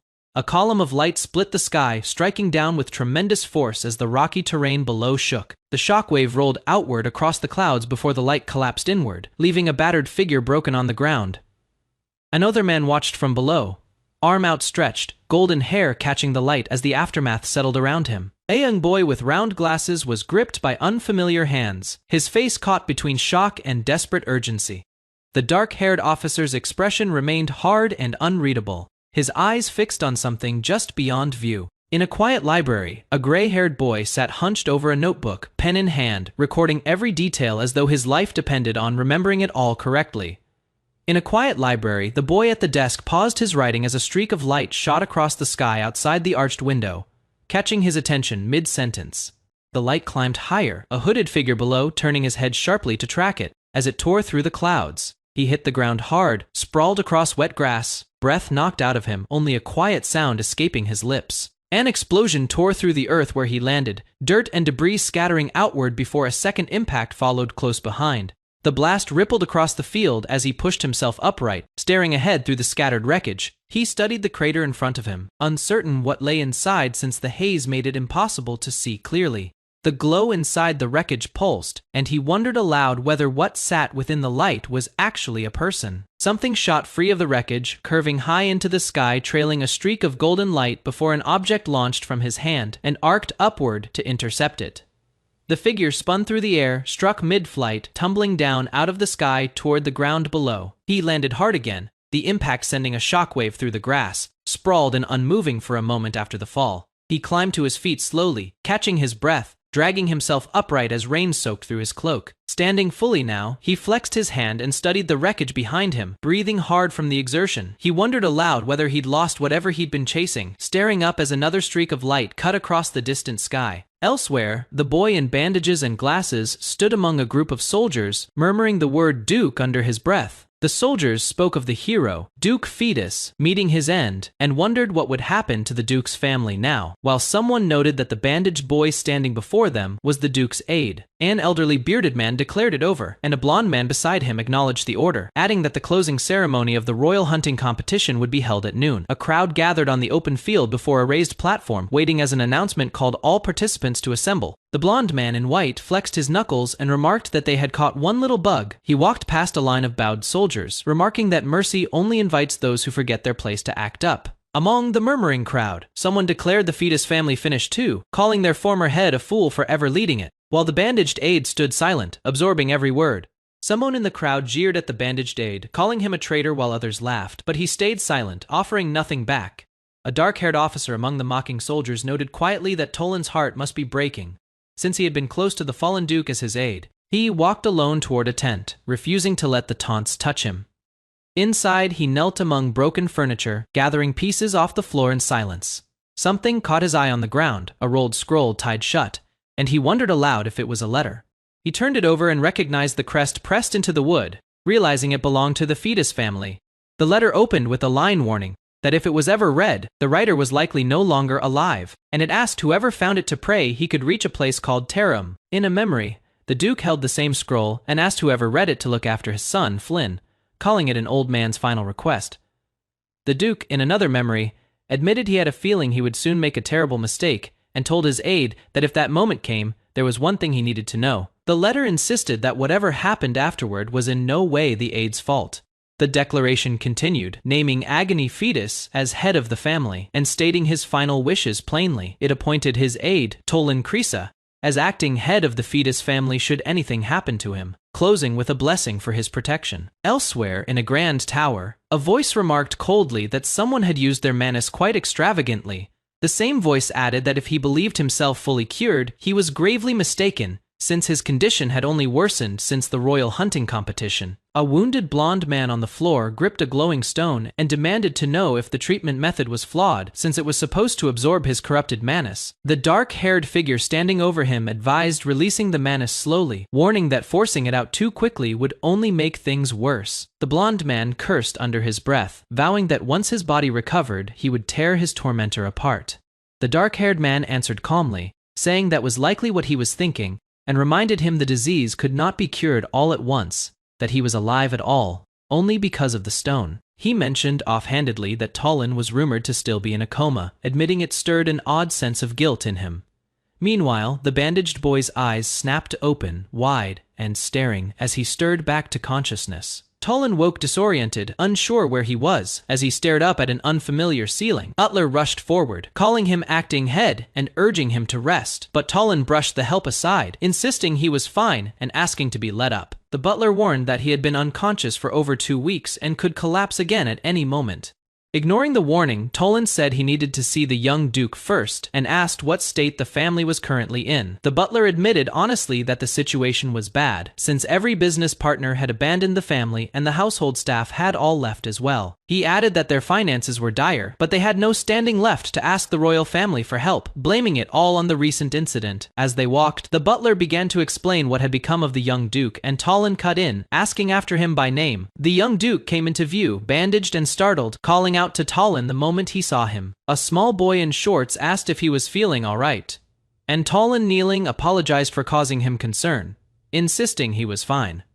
The boy noted that many problems had piled up while Talon was unconscious, including the fact that his father's funeral arrangements still hadn't been settled. Talon asked if that was true, and the boy confirmed it firmly, repeating that it was. Outside, 2 servants gossiped that the former duke's reckless act must have been because the young duke was baseborn, and wondered if they should flee before being branded traitors themselves. Talon listened from a window above, reflecting grimly that the stigma of being called traitors to the empire would be nearly impossible to erase back inside. A servant addressed him formally as acting head, and Talon, expression unreadable, simply said the word pale. He ordered that the tongues of those gossiping outside be cut out and brought to him, calling it punishment for spreading false rumors about the young duke. The servant stammered in shock, questioning the order aloud. Talon asked coldly if he needed to repeat himself. The servant lowered his head and agreed to obey the command. Talon then declared there would be no funeral held at all, startling the young duke, who called his name in confusion. He explained that the former duke could no longer be considered a member of the family, and asked the boy to understand, even as the child demanded to know why Talon would do such a thing, only for Talon to repeat that he was now acting head of the fetus family. Talon told the young duke plainly that until he grew old enough to take his rightful place as head of the family, the duty to protect it fell to him, vowing that from now on he would act for the honor and survival of the fetus name. He took off his cracked glasses, holding them up against the sunlit sky, saying only that he would use them. He finished the thought coldly, declaring he would use any means necessary to see it through.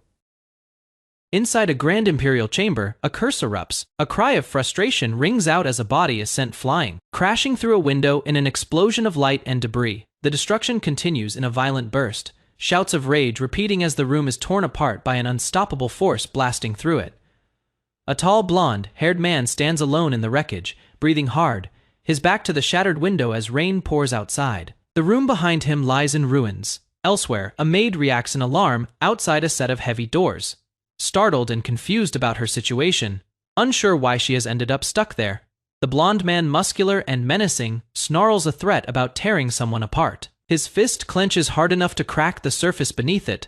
Then his expression shifts, recalling something he needs to handle the next day. He gives an order to spread word that he is heading into the imperial forest, but privately intends not to actually go there himself. A dark-haired young man questions why he'd be asked to do something so absurd, explaining he has his own reasons for being there. The dark-haired man refuses to simply go in himself, revealing his real motive. If the blonde man announces he is the one entering the forest, no one else will be allowed inside. The blonde man grows suspicious, demanding to know what scheme is being cooked up and what the other intends to do alone in there. The dark-haired man, smiling faintly, claims it is simply for treatment and tells the blonde man to wait quietly in the room. In the meantime, his hand crackling with strange energy, violence breaks out between them, the dark-haired man's hand gripping at the blonde man's collar as they clash in a burst of motion, one of them cursing the other as a bastard. The blonde man overpowers him with crackling force, mocking him for acting as though he has become someone important lately, claiming he could simply consult the Empire's scholars about such a minor treatment. Choking the other man, the blonde man warns that his patience is running out and threatens to end his life right there. Struggling for breath, the dark-haired man mocks the idea of consulting scholars, warning that if that is the plan, he'd better hurry. The blonde man's face is bloodied, his condition worsening. Someone notes that using Manus, again, must have shortened his lifespan further. He groans in pain. A spray of blood staining the floor tiles beneath him, struggling to stay upright. In pain, he is warned that if he stops the treatment now, he won't be able to move properly for a week. The dark-haired man leans in, grinning, asking if he isn't curious how the imperial family would react once word spreads that the Empire's first prince has collapsed.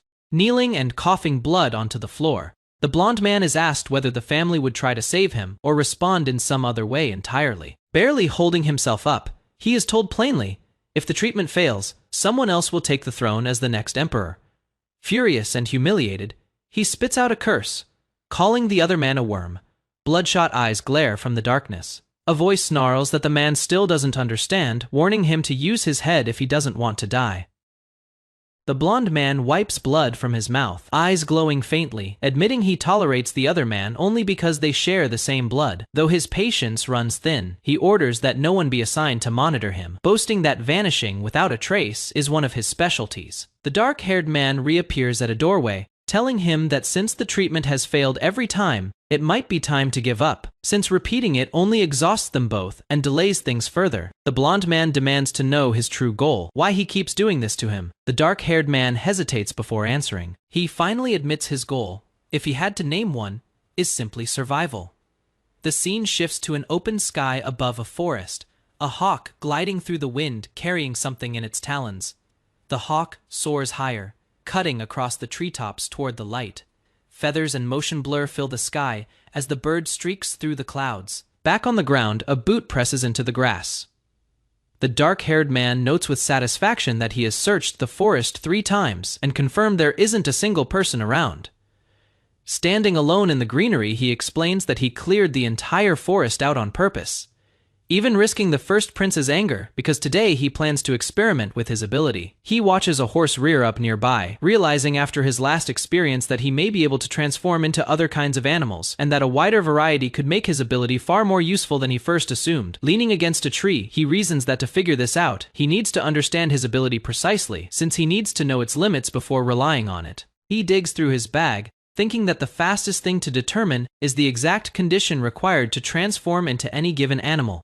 Recalling past events, he notes the simplest theory is contact, since both animals he is transformed into so far had prior physical contact with him. He picks up a stick, deciding the only way to test the hypothesis is to try it directly. He sets up a small trap, saying he'll catch a new animal to find out, starting with something small. He places bait taken from the Imperial kitchen, reasoning that even a crude trap should work fine as long as it has good bait, just as something rustles nearby. Small creature stirs in the branches above. He looks up, spotting only a squirrel scurrying near the trap. The squirrel watches him warily, still cautious since the trap sitting nearby isn't even finished yet, silently wondering if it can be caught. Curious rather than afraid, the squirrel approaches on its own, drawn toward an offered acorn cupped in his hand. He scoops the squirrel up, lightly scolding it for being careless enough to approach a stranger so easily, warning it about what could happen if a bad person caught it like that. Setting it down, he notes to himself that he has succeeded in making contact and turns his attention to what comes next. He reaches down toward the small creature, resolving to give the transformation a try. Light bursts around him as he calls out the change, his body glowing as the transformation takes hold. A silent beat passes as he stands there afterward, seemingly unchanged, the transformation apparently not taking effect this time. He reconsiders, wondering if the situation itself matters when transforming, recalling that his past successful transformations happened in moments of desperation, when he badly wanted to fly or badly wanted to run. He tries to think like a squirrel would, wondering what such an action might be, whether it is wanting to climb a tree or dive into a burrow, questioning whether the desire has to be genuine from the very start. Without warning, he snatches the entire bag of acorns and takes off running on all fours. Now transformed, chittering rapidly as he flees. Startled, he shouts after his own transformed self, demanding to know why he is making off with the whole bag instead of just a few nuts. Sprawled on the ground where he fell back to human form, he insists that if the squirrel wanted acorns, it should have just asked instead of stealing the entire bag. Determined to test it again, he takes a good grip and readies himself for another attempt. He transforms once more, this time yanked upward by his own bag strap into the tree branches, chittering in surprise at how well the small body holds under the strain. Still human-shaped from the shoulders down, he grits his teeth midway through the shift, declaring he'll see who wins this tug of war between the two forms. The strap finally snaps, sending the fragments of wood flying as he grimaces, forced back into his human form by the impact. High above, a flock of birds scatters through the sky over the forest as the noise of the struggle carries upward. Night falls over the palace, its domes lit dimly under passing clouds. Back in his room, a maid knocks nervously and announces that dinner is ready, hoping there won't be any trouble this time as she waits for him to answer. He appears composed, but visibly dirtied from the day's experiments. His clothes stained, telling her not to be alarmed since he merely got dirty walking near the palace grounds. He answers the maid, admitting quietly to himself that he nearly got caught mid-transformation as a crow while she served his food. Alone, he reflects bitterly that in the end, he never figured out how to transform into anything new, having spent the whole day just chasing that squirrel around. He tells the maid his clothes are dirty and to fetch him new ones, adding that he should bathe before eating. She agrees, though hesitates, saying there is a problem. He presses her, asking what the issue is. She points out the bag he is carrying, asking nervously whether he brought the thing inside it with him, revealing the squirrel peeking out. He glances down, startled to realize the squirrel is still with him. He recoils, cursing the crazy squirrel as it wriggles and claws its way out of his grip. He lunges after it as it darts free, chasing it across the floor. The maid panics internally, wondering in horror whether the prince intends to torment the poor animal while he holds it up with a menacing grin. She frantically requests permission to throw the squirrel outside, begging him to spare its life. He warns her sharply that if she doesn't do as told, cute Dorami will suffer the consequences, having apparently named the creature. Confused but startled by his command, she reluctantly agrees to fetch the clothes he asked for. He snaps at her again, reminding her he already gave the order once, demanding she bring him new clothes immediately. She scrambles off through the halls, resolving urgently that she must hurry back, clutching fresh clothes. She rushes forward, silently panicking about cute Dorami. Repeating the squirrel's name to herself, she tells herself to just wait a little longer as she runs, folded clothes in hand. Unaware of a large shadow forming ahead, she stops short, coming face to face with a striking blonde woman in an elegant white gown, and gasps in recognition of the first princess. The princess, coldly composed, addresses her as Ran's servant and asks where she is headed in such a rush. Startled, the maid drops to the floor and begs forgiveness, spilling the folded clothes she was carrying as the princess questions what they are. Suspecting she may be secretly stealing imperial property, the maid swears desperately by Sierra the Great that the accusation isn't true, explaining that the seventh prince simply got his clothes dirty while walking in the garden. The princess remains unmoved, stating coldly that whether the excuse is true or false makes no difference to her, since deceiving her is impossible. Anyway, she quietly wonders to herself whether the maid's story holds any truth, or if it is merely a desperate excuse to save her own life before reaching a glowing hand toward her. Peering closer, the first princess pauses mid-thought, her eyes narrowing as something about the maid's appearance catches her attention, something unexpected surfacing in her mind.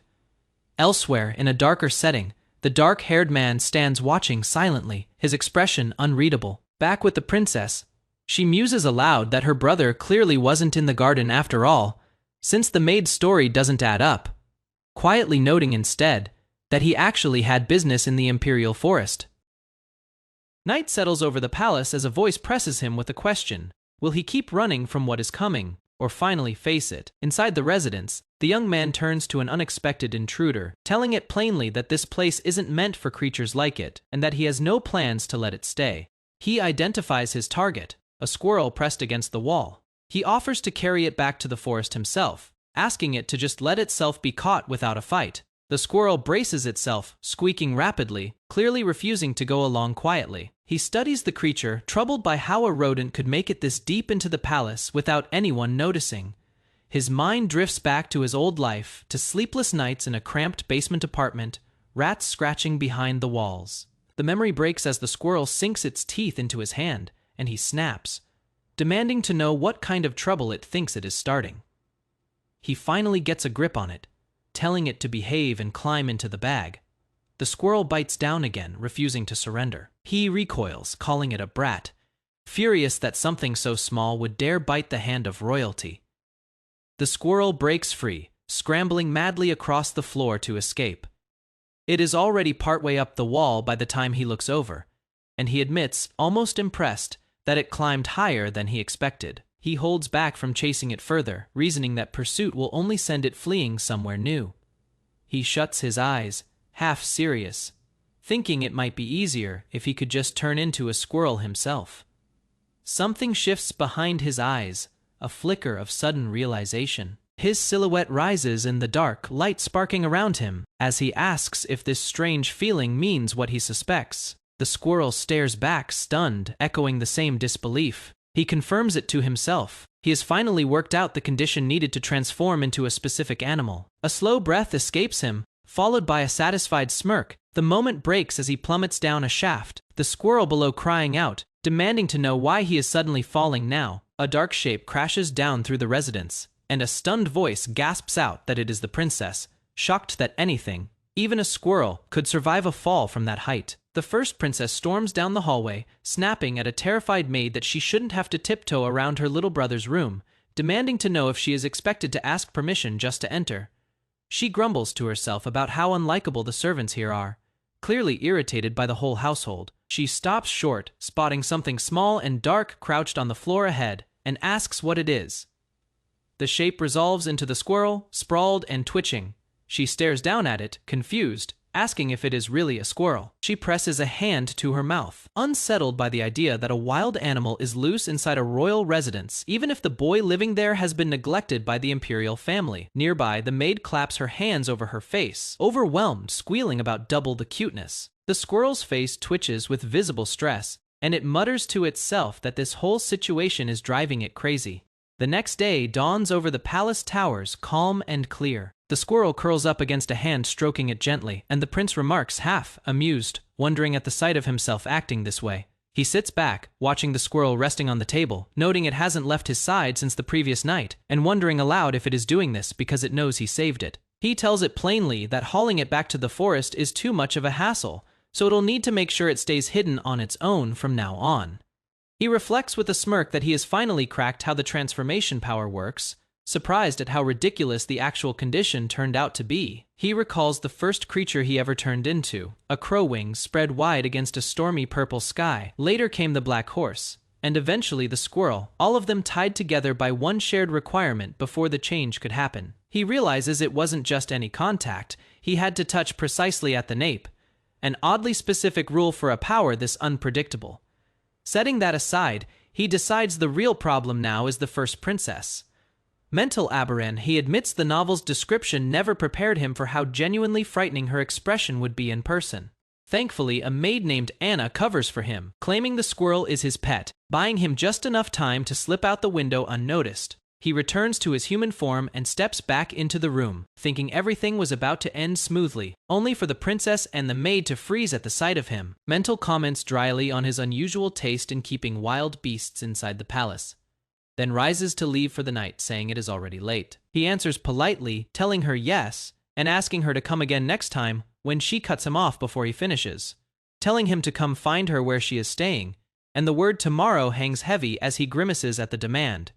She adds that there are matters they need to discuss. Back alone, he wonders to himself whether Mentil somehow figured it out, while the squirrel munches away obliviously at his feet. He can't guess what she could possibly want to talk about. He questions whether she has discovered his true identity, then quickly dismisses the thought, telling himself there is no way. Resigned, he throws his arms up, muttering that he has no choice but to go, since refusing isn't an option, and turns to ask the squirrel if he is right.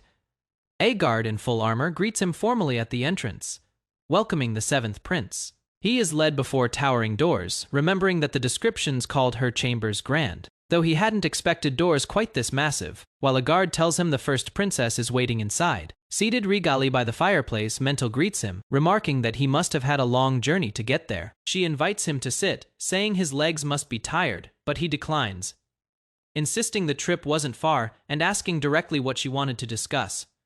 She cuts in sharply, asking if he didn't hear her tell him to sit. He falls silent for a moment, then apologizes for his rudeness. She waves it off with a light laugh, teasing that his curiosity must have gotten the better of him, adding that he was always the impatient type alone with her thoughts. She wonders when this child became someone so different, recalling that he ventured alone into the Imperial Forest, a place he'd never once visited before. He admits to himself this is exactly why he didn't want to face her. Explanation unfolds. Man's powers always manifest as abilities tied to nature. The Emperor commanding fire, the first prince commanding water. Mental's own ability, in a sense, stands above all the others. Her manus is called human, the power to read and manipulate people's minds. She tells him gently that she hopes he'll be honest with her, since it makes her deeply sad when her own family tries to deceive her. He steadies himself internally, repeating to stay calm, holding on to the one certainty he has. Mental's ability doesn't work on him. He reasons through it privately, thinking that if her ability had actually worked on him, she would have simply used it to force the answers she wanted out of him already. She must have only just realized her power doesn't take effect on him. He recalls what the novel revealed, that there are two conditions under which her ability fails to activate. First, the target has to be blood, related to Mental. Second, the target must genuinely love Mental as family. And that second condition is the real issue, since feeling familial love for her seems impossible in his case. He insists to himself there is absolutely no way he could ever feel that for this woman, while she presses him again, impatient, demanding he hurry and answer her. He is left staring out over the palace grounds, baffled, unable to understand why her ability isn't working on him if neither condition applies. The scene shifts entirely to a cave near a rushing waterfall, water echoing through the stone. Deep inside, a drop of light falls through the dark toward a figure lying motionless on the ground. An old battle-worn man stirs, groaning in pain as he slowly regains consciousness. He forces himself upright, disoriented, asking aloud whether this place is Terrarum, or maybe Hody. A hooded figure seated nearby tells him simply that he survived. Startled, the old man demands to know who this stranger is and where he has ended up, stunned to find himself still alive. The hooded figure explains that he hadn't opened his eyes for so long. They assumed he was dead. The stranger grips the hilt of a gleaming sword, announcing that he will now begin asking his questions. Sword drawn and aimed, the hooded figure asks whether the old man is loyal to the Aberan Empire. The old man, alarmed, demands to know what this is about. The hooded man presses further, telling him it is a simple yes or no, and that his answer alone will decide how he chooses to proceed. A blonde woman raises her hand toward the seventh prince, her mind-reading ability activating with a surge of light. Nothing happens. She realizes it isn't working on him at all. He stares back, quietly asking himself why. She presses him for an answer, demanding to know why he suddenly feels like a different person than the boy she once knew. Kneeling beside him, she turns the puzzle over in her head. If her power has failed, there must be a reason. She begins to suspect it has something to do with someone new occupying this body. The prince recalls his own situation.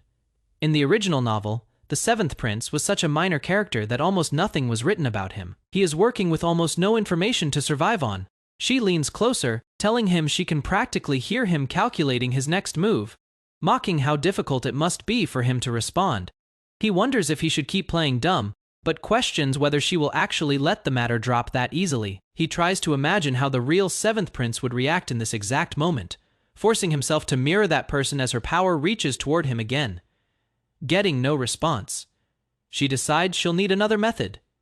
She rises and calls out.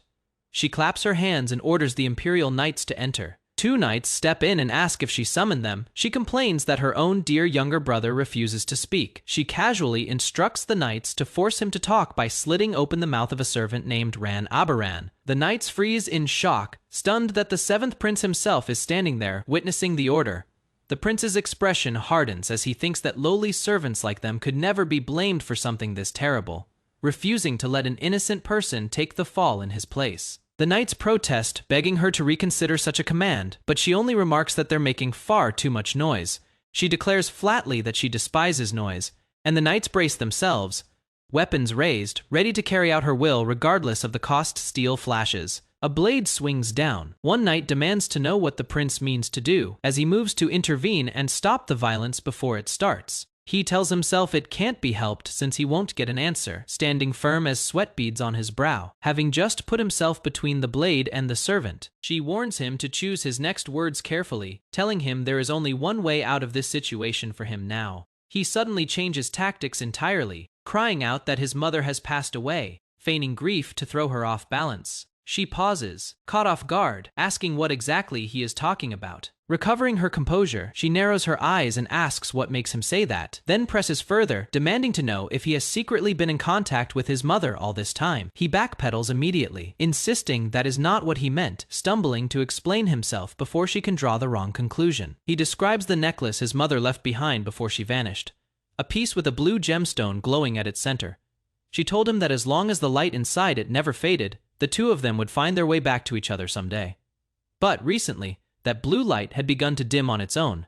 Then, without warning, the gemstone turned black and shattered completely. After a moment of panic, an idea takes shape in his mind. He claims the thought that came to him was that his mother, who had spent her whole life longing for something, had finally been laid to rest in her homeland in the East. She stares back at him unmoved, calling it a blatant lie from beginning to end. He continues building the story anyway, explaining that among all the mistresses who bore the emperor's children, his mother was the only one who ever managed to escape the imperial family. The true reason for her escape was never recorded. It was only ever assumed that she had fled back to her hometown in the East. Some believed her departure had to do with the fact that she gave birth to a black-haired prince, an unwanted omen inside the palace. Regardless of the reason, she never resurfaced in the novel's story until its very final pages. The woman questions him further, recalling that he once resented his birth mother deeply. He admits he isn't sure anymore, saying that as a child he only resented her for leaving him behind. He adds that maybe the real reason he always found himself staring toward the eastern sky and pulling the necklace out every night was something else entirely. He confesses it might have simply been because he missed her, letting the necklace dangle from his fingers as he speaks.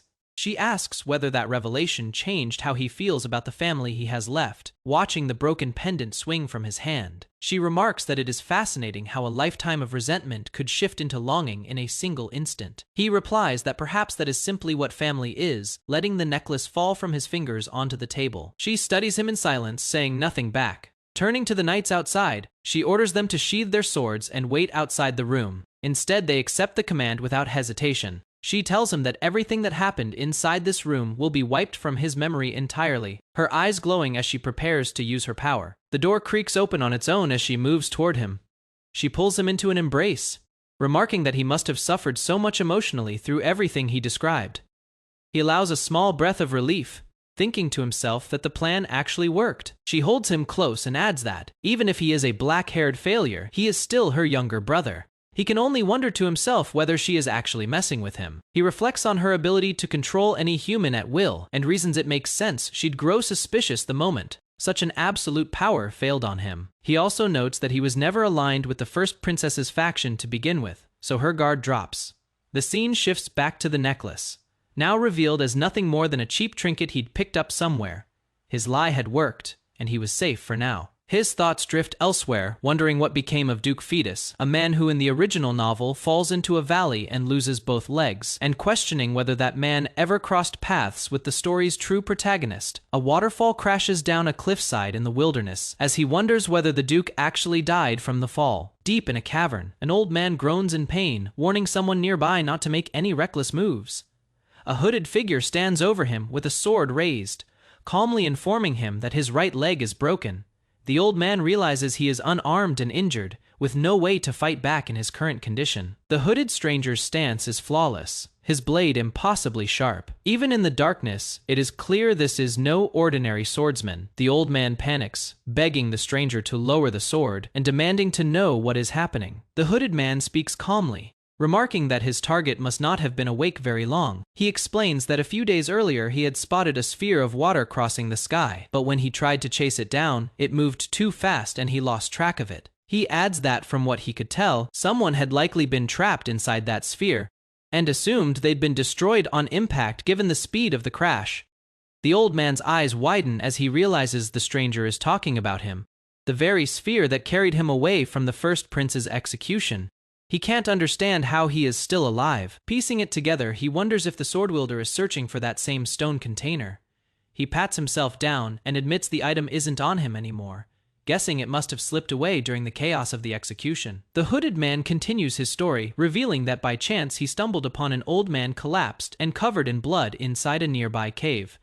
The sword swings down toward the old man's head as the tension breaks. The stranger presses the blade to his throat and demands in the name of God Amika whether he remains loyal to the Aberrant Empire. The old man stammers out the god's name in shock, suddenly recognizing who stands before him. Realizing exactly what kind of person he has run into, the old man cries out in despair that of all people to encounter in this situation, it had to be a heretic. The scene shifts to a grayscale flashback. A voice observes that the figures lying scattered across the rocky ground looked like local drifters, remarking that such a sight was common in this part of the world. A young boy stands crying with blood on his cheek as a cold voice mocks the man beside him for showing no reaction while his own aide is dying, calling him a model imperial dog and predicting the boy will grow into the same kind of loyal hound. An older man warmly greets the same boy, calling him his son, Flynn, and the greatest treasure he has ever had. Before a towering statue of a robed figure holding a massive sword, the father instructs his son to follow in his footsteps and become the sword of the imperial family, tasked with eliminating every heretic who threatens the empire. Returning to the present, the old man regains his composure and insists he knows nothing about loyalty to the Aberrant Empire, claiming he merely wandered there by accident and is nothing more than a senile old man trying to avoid the hooded swordsman's blade.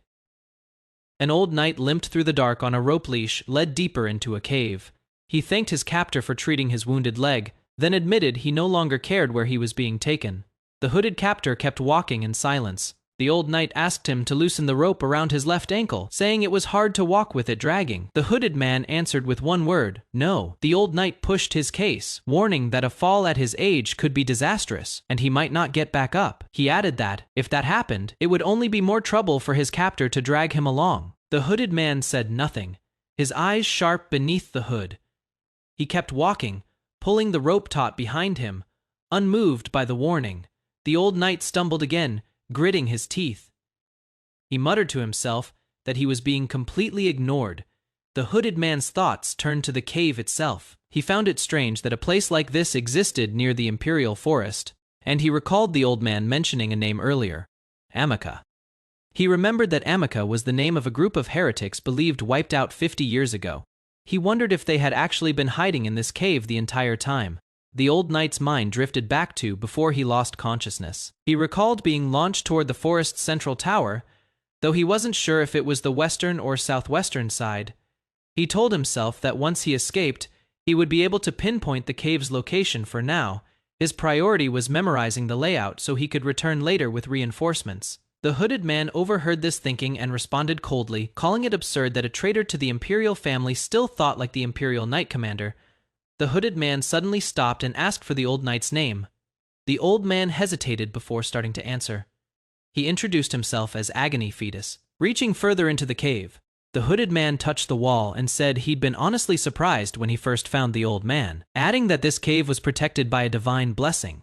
He explained that it wasn't a place anyone could enter by their own will, especially not someone from the Aberrant Empire. A blade struck down into the ground, and light burst upward in the shape of a glowing circle carved with symbols. Fetus was thrown back by the force, shielding his face and demanding to know what was about to happen. The cave ceiling tore open, revealing the imperial capital beyond in the light of dawn. A voice called out his name. The voice declared there were only two possible reasons Fetus could be standing there: sent by the Aberrant Empire to wipe them out, or summoned by the calling of the god Amika. The hooded man lowered his hood, revealing his face, and said that either way, Fetus was welcome to Amika's domain. Elsewhere, under a moonlit tower window, a blond young man jolted awake with a strained groan, blue markings glowing across his arms as he clenched his fists. A young man reclined on a couch, thinking that since the timeline had accelerated, it was better for Fetus and the protagonist to start moving sooner. He closed his eyes, hoping to get news about the protagonist soon, admitting he felt a bit guilty for making the old Duke Fetus suffer needlessly. A blond man burst in furious, slamming his fist onto the table and cracking it,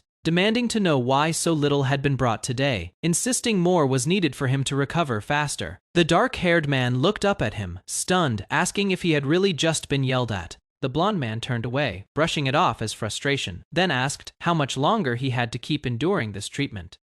The dark-haired man sprawled on the couch, reminded him that rushing the process would ruin his body and that he needed patience. He then asked if there was anything more dangerous than the hookah. The blonde man kept smoking, prompting confused pushback. The blonde man snapped back, reminding him he'd once said that if he was really worried, he should quit the hookah first. The dark-haired man smiled sweetly and agreed that since it was bad for his health anyway, quitting would be a good idea, earning a furious "you bastard" in response.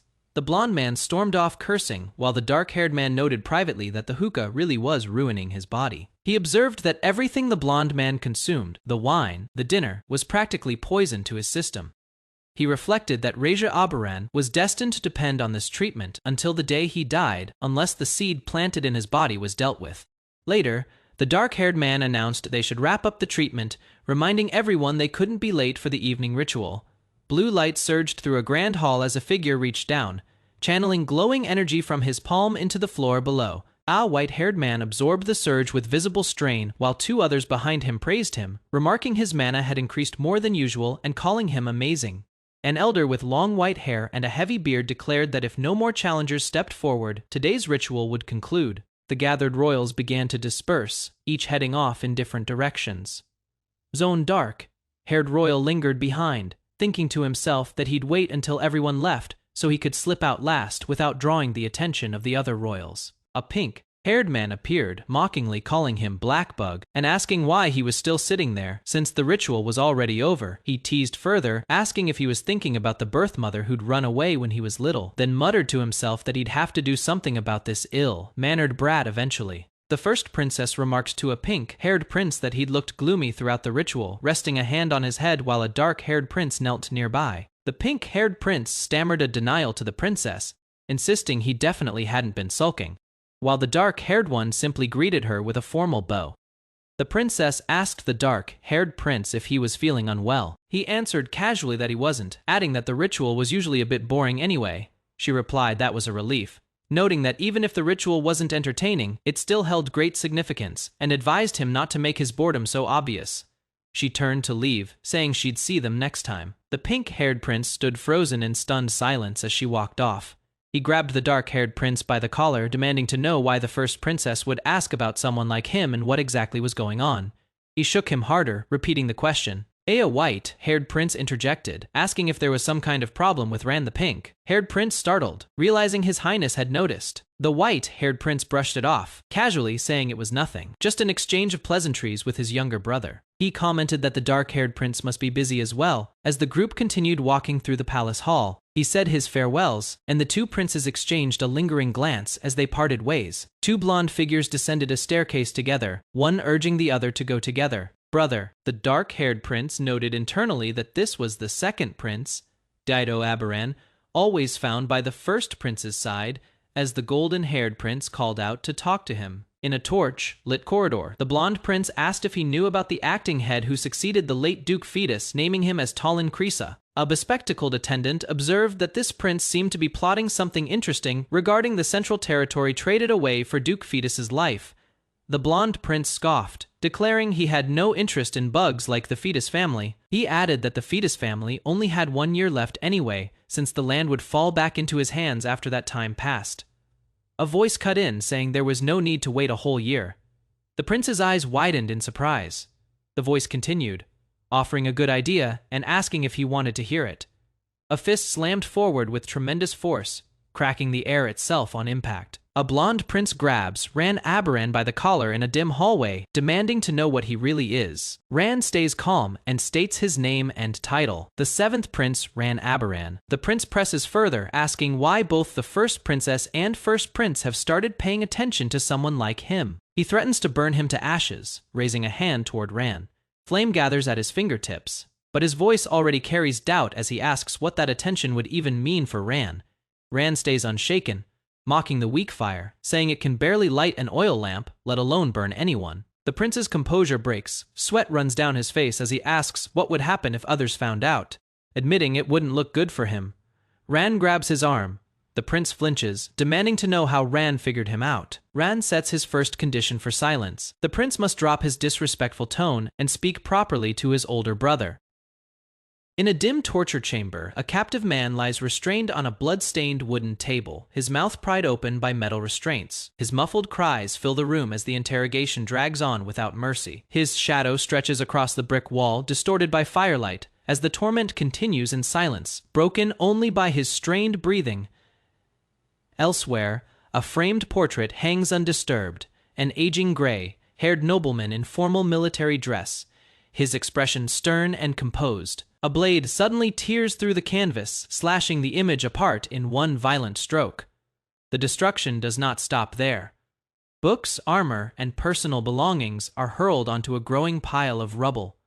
A voice declares that the man once known as Agony Fetus is to be treated from this point on as someone who never existed. A lit torch is lowered toward the wreckage. There will be no funeral, no grave, no monument left behind to mark that he ever lived, only the chance that he might still be remembered by those who choose to. The pile is set ablaze before a gathered crowd. An official standing apart from them warns that anyone caught honoring the man's memory will be punished severely. Later, at the doors of an estate, a fist knocks urgently. A voice calls out that a report is ready for the acting head. The one delivering it is Jack, commander of the Fetus Knights, an aging, hardened soldier with graying hair and a weathered face. Jack reports that, as ordered, his men apprehended those spreading false rumors within the Second Night Order. The offenders were held accountable, their wrists cut off, and they were expelled from service. Exhausted, he wipes a hand down his face, visibly worn from the effort. The acting head remarks that he looks quite tired. Jack apologizes, explaining that the household is so short-staffed that he has been working through the night himself. The acting head, a young man with blue hair and round glasses, acknowledges the effort briefly without looking up from his papers. Jack sets down a scroll, the list of deserters that had been requested. He explains that security has been tightened to stop further desertions, but nearly half of their manpower has already fled. The acting head studies the report in silence, noting privately that even the families who once served the Fetus household have severed their ties. If discipline among the remaining staff collapses as well, the family will be finished. Jack hesitates, voicing a concern of his own, wondering aloud whether erasing every trace of Duke Fetus might be going too far, and whether it risks provoking those knights who remain loyal to the former Duke. The acting head responds coldly, asking whether Jack still believes Agony Fetus holds any claim to being head of the family. Caught off guard, Jack immediately apologizes, admitting that he too once struggled to accept what the Duke had become. His thoughts drift back to the man's downfall, disbelief that someone once so honorable could meet such a disgraceful end, and confusion over how someone so loyal could have done what he did. Jack's expression hardens as he studies the acting head, feeling as though he is standing before an entirely different person than the one he once knew. Watching him, the acting head silently wonders just how much the old knight has changed, and whether it comes from the sting of feeling betrayed by the Duke he once served without question. A hand presses flat against a desk covered in handwritten pages. A voice announces that it is time, and that they should be on their way. Jack and the acting head walk together across a stone courtyard, flanked by two guards marching ahead of them. Their footsteps echo in unison as they head toward the estate's main gathering point. Outside, near a staircase, an aide informs the acting head that preparations for the speech are complete. The acting head simply responds that he understands. His footsteps continue down the stone steps, each one measured and deliberate, until his shoes finally meet solid ground. He arrives before the grand estate, standing alongside Jack and the aide as a crowd of servants and staff gather below, their backs turned toward the camera, waiting. Among the assembled staff, murmurs spread. Some wonder aloud what he intends to say after calling everyone together, while others whisper that kitchen workers were caught speaking carelessly the day before and had their tongues cut out as punishment. They question how anyone is expected to live under such conditions. Further back, hooded guards mutter among themselves, guessing that the harsh punishments stem from fear of the house being branded a family of traitors. One wonders whether they should flee before it becomes too late. Nearby, the bespectacled aide overhears the same anxious talk, worrying quietly about what might happen if someone were caught trying to escape in secret. He exhales, visibly relieved that no one has noticed his unease. Standing atop the platform, the acting head addresses the gathered crowd, declaring that House Fetus has served Sierra the Great since its founding. He continues, explaining that for over 1,000 years, the house has stood beside the imperial family as its closest guardian. However, he admits that the situation has grown chaotic recently, and that everyone present already understands the cause behind it. He speaks the name aloud. Agony Fetus, a traitor who betrayed the imperial family. Jack and the aide beside him react with visible shock at hearing the name spoken so plainly in public. The acting head continues, stating that Agony Fetus betrayed the empire and was executed by the imperial family, and that this single fact has shaken the wealth, unity, and honor the house built over 1,000 years down to its very roots. Looking out over the crowd, he acknowledges that even among those gathered now, many doubt the loyalty of House Fetus. Because of this, he offers them one last chance. Anyone who wishes to leave is free to do so today. He adds that even those whose contracts still have years remaining will be released without penalty if they choose to go. But he warns them to remember one thing as he begins to speak the house's name once more. From below, a young servant looks up at him standing on the balcony, calling out that House Fetus still has someone who will uphold its 1,000-year oath. The boy continues, declaring that as acting head of House Fetus, until young Lord Flynn Fetus succeeds as Duke, he will continue proving their loyalty to the Empire and the Imperial family, and that anyone who abandons loyalty to this house will face consequence. As a white banner bearing the Fetus emblem snaps in the wind above them, the acting head continues addressing the crowd, declaring that anyone who abandons loyalty to the house will receive no mercy whatsoever, and warns them to keep that in mind. The gathered staff watch him with tense, uneasy expressions. Off to the side, Jack reacts with alarm at the sharpness of the warning, privately admitting that his tone sounds somewhat threatening, but conceding that Lord Tolan is right to speak that way. The young servant continues his own speech below, insisting that House Fetus still has a legitimate heir, which means there remain countless opportunities to prove their loyalty to His Majesty. The acting head watches from a distance, reflecting that the more firmly the boy steadies the house, the sooner House Fetus will regain its footing. Later indoors, a maid teases him as he stumbles back in surprise, admitting to herself that the only thing she'll miss is seeing Lord Tolan flustered whenever the servants tease him. Jack praises the acting head for doing well, then asks whether the temple responded to their request for an audience. The young man explains that after that incident, the temple stated they will no longer receive anyone from House Fetus. He admits he expected as much, adjusting his tie as he considers the next move. He instructs that a certain item be sent along with their next request, telling them to inform the temple that they will not regret reading it. Alone with his thoughts, he addresses the late Duke directly in his mind, calling him Duke, and admitting he still does not know what his true intentions were. His thoughts continue as a convoy of carriages rolls along a countryside road, wondering whether the vagrants living in the slums around the temple were truly worth that much to the Duke. Riding within one of the carriages, he reflects that, though he'll never know the Duke's true intentions. Now, there is only one thought remaining in his mind. He resolves that the Duke's death will not be allowed to mean nothing. He will not let it be in vain. As the carriage wheels roll across the dirt road, he silently asks the Duke to watch over the land entrusted to him, and to witness what he intends to make of it, asking him to watch over him from wherever he now rests. The carriage comes to a stop, and a voice questions whether this is finally the place. Stepping out, he takes in the sight of the towering temple before him, remarking that it is magnificent. Standing before the grand structure, he acknowledges that although he has only been given a single year, a massive crowd stretches out before the city, gathered and waiting. Adjusting his glasses with quiet resolve, he vows that even if it costs him everything he has, he will never allow events to unfold the way the first prince intends. Elsewhere, two golden-haired imperial figures look down at the assembled crowd from a balcony. One remarks that the people have gathered in disgusting numbers, while the other suggests many are simply curious, since this will be the first official statement from the new acting head of House Fetus. The blonde figure sneers, remarking that whenever he sees swarms of insects like this gathered together, he feels the urge to crush them beneath his feet. A young man stands in a forest clearing, boots pressing into fallen leaves, muttering to himself that this stretch of woods should be the medium-sized animal zone. Standing confidently with a small squirrel perched on his shoulder, he remarks that he has already secured enough small animals like foxes and rodents, and wonders aloud whether he should start aiming for bigger game. He lifts the squirrel from his shoulder, scolding it playfully for continuing to sneak along after him, warning that this part of the forest is far more dangerous than the small-sized animal zone. The squirrel squeaks in protest as he tucks it securely into his bag, telling it that if things turn dangerous, it will be hard for him to protect it, insisting that today, of all days, it really must stay behind and not follow him outside. Legs pounded against wet grass as a figure sprinted through the forest, screaming in raw panic with every stride. A monstrous wolf tore through the brush behind him, jaws wide and teeth bared, closing the distance fast. Clutched in his hand was a small, terrified squirrel he refused to let go of. He shouted at the creature in his grip, demanding to know why it had provoked the wolf in the first place, while the squirrel only squeaked back in protest. Minutes earlier, things had gone differently. The wolf had seemed calm, even friendly, and all he needed to do was touch its nape and slip away unnoticed. He'd murmured praise to it, treating the beast like an obedient pet. That calm shattered instantly. The squirrel let out a piercing shriek, and the wolf's expression twisted into fury.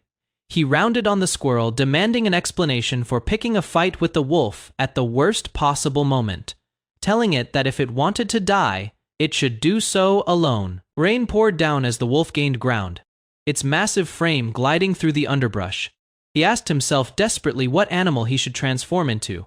Next to escape, no land creature would outrun the wolf, he realized.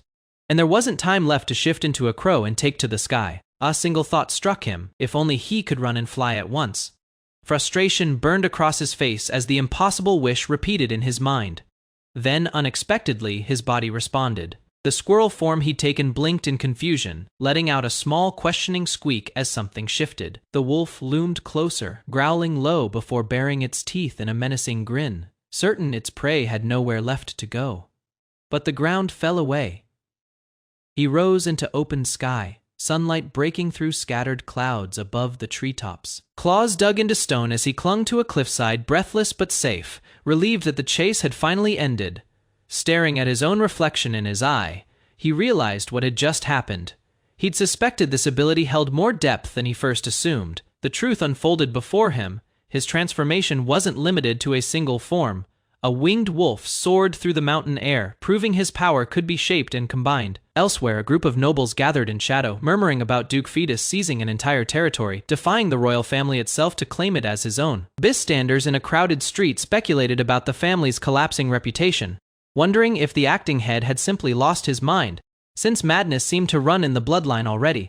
In a nearby town, a pair of men whispered about hidden treasure rumored to be buried close by, eager to be the first to find it. Two boys crouched in the dark, one gripping the other's shoulder, declaring that the moment had come to test their luck picking pockets among unsuspecting strangers. A hooded figure stood among cloaked companions, thoughts turning grim as he noted the Fetus family slide toward ruin, quietly questioning what game his ally Talon was really playing. A blue-haired young man in glasses stood before the temple's towering facade, silent as murmurs rippled through the crowd around him. He raised 2 fingers into the air, declaring a deadline for those still occupying the grounds. Any vagrants remaining after 2 months, he announced, would face severe punishment for defiling the holy temple's sanctity.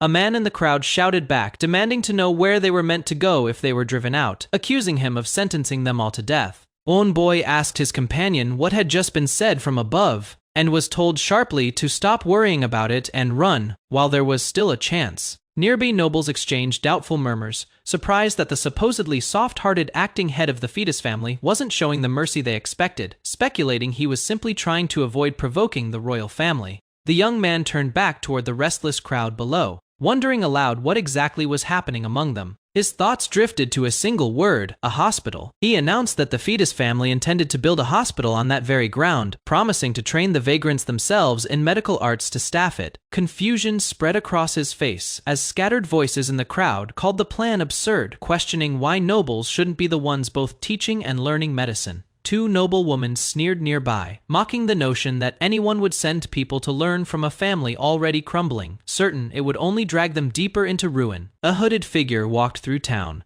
quietly noting that with the Fetus name being shunned everywhere, the odds of this plan succeeding sat at nearly 0.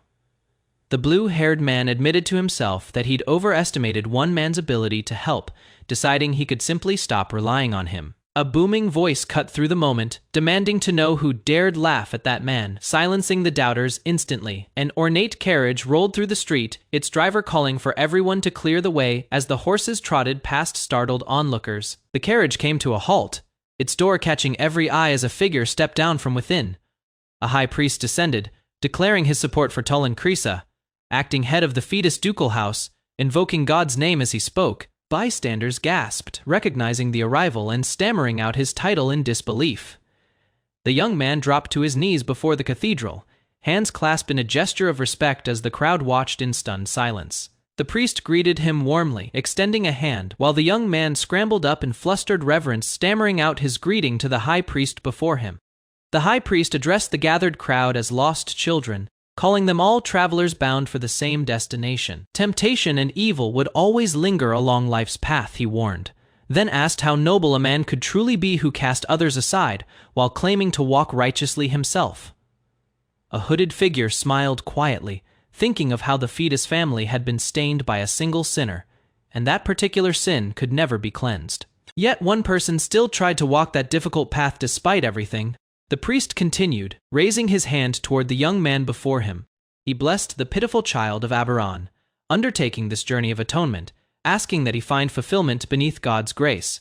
Deeply touched, the young man thanked him for such precious words, while the priest brushed off the gratitude, insisting he couldn't stand by while the fetus family pursued something so faithful. The priest proposed they ride together into the temple, adding that since they'd come this far, they ought to pay respects to Sierra the Great as well. Grateful words followed on the surface, but privately the young man cursed him, certain the old man had only shown up to perform for an audience. He recalled how the fetus family was covering every expense of the project, yet the priest's condition had been that the temple receive half the profits from both the hospital and the academy.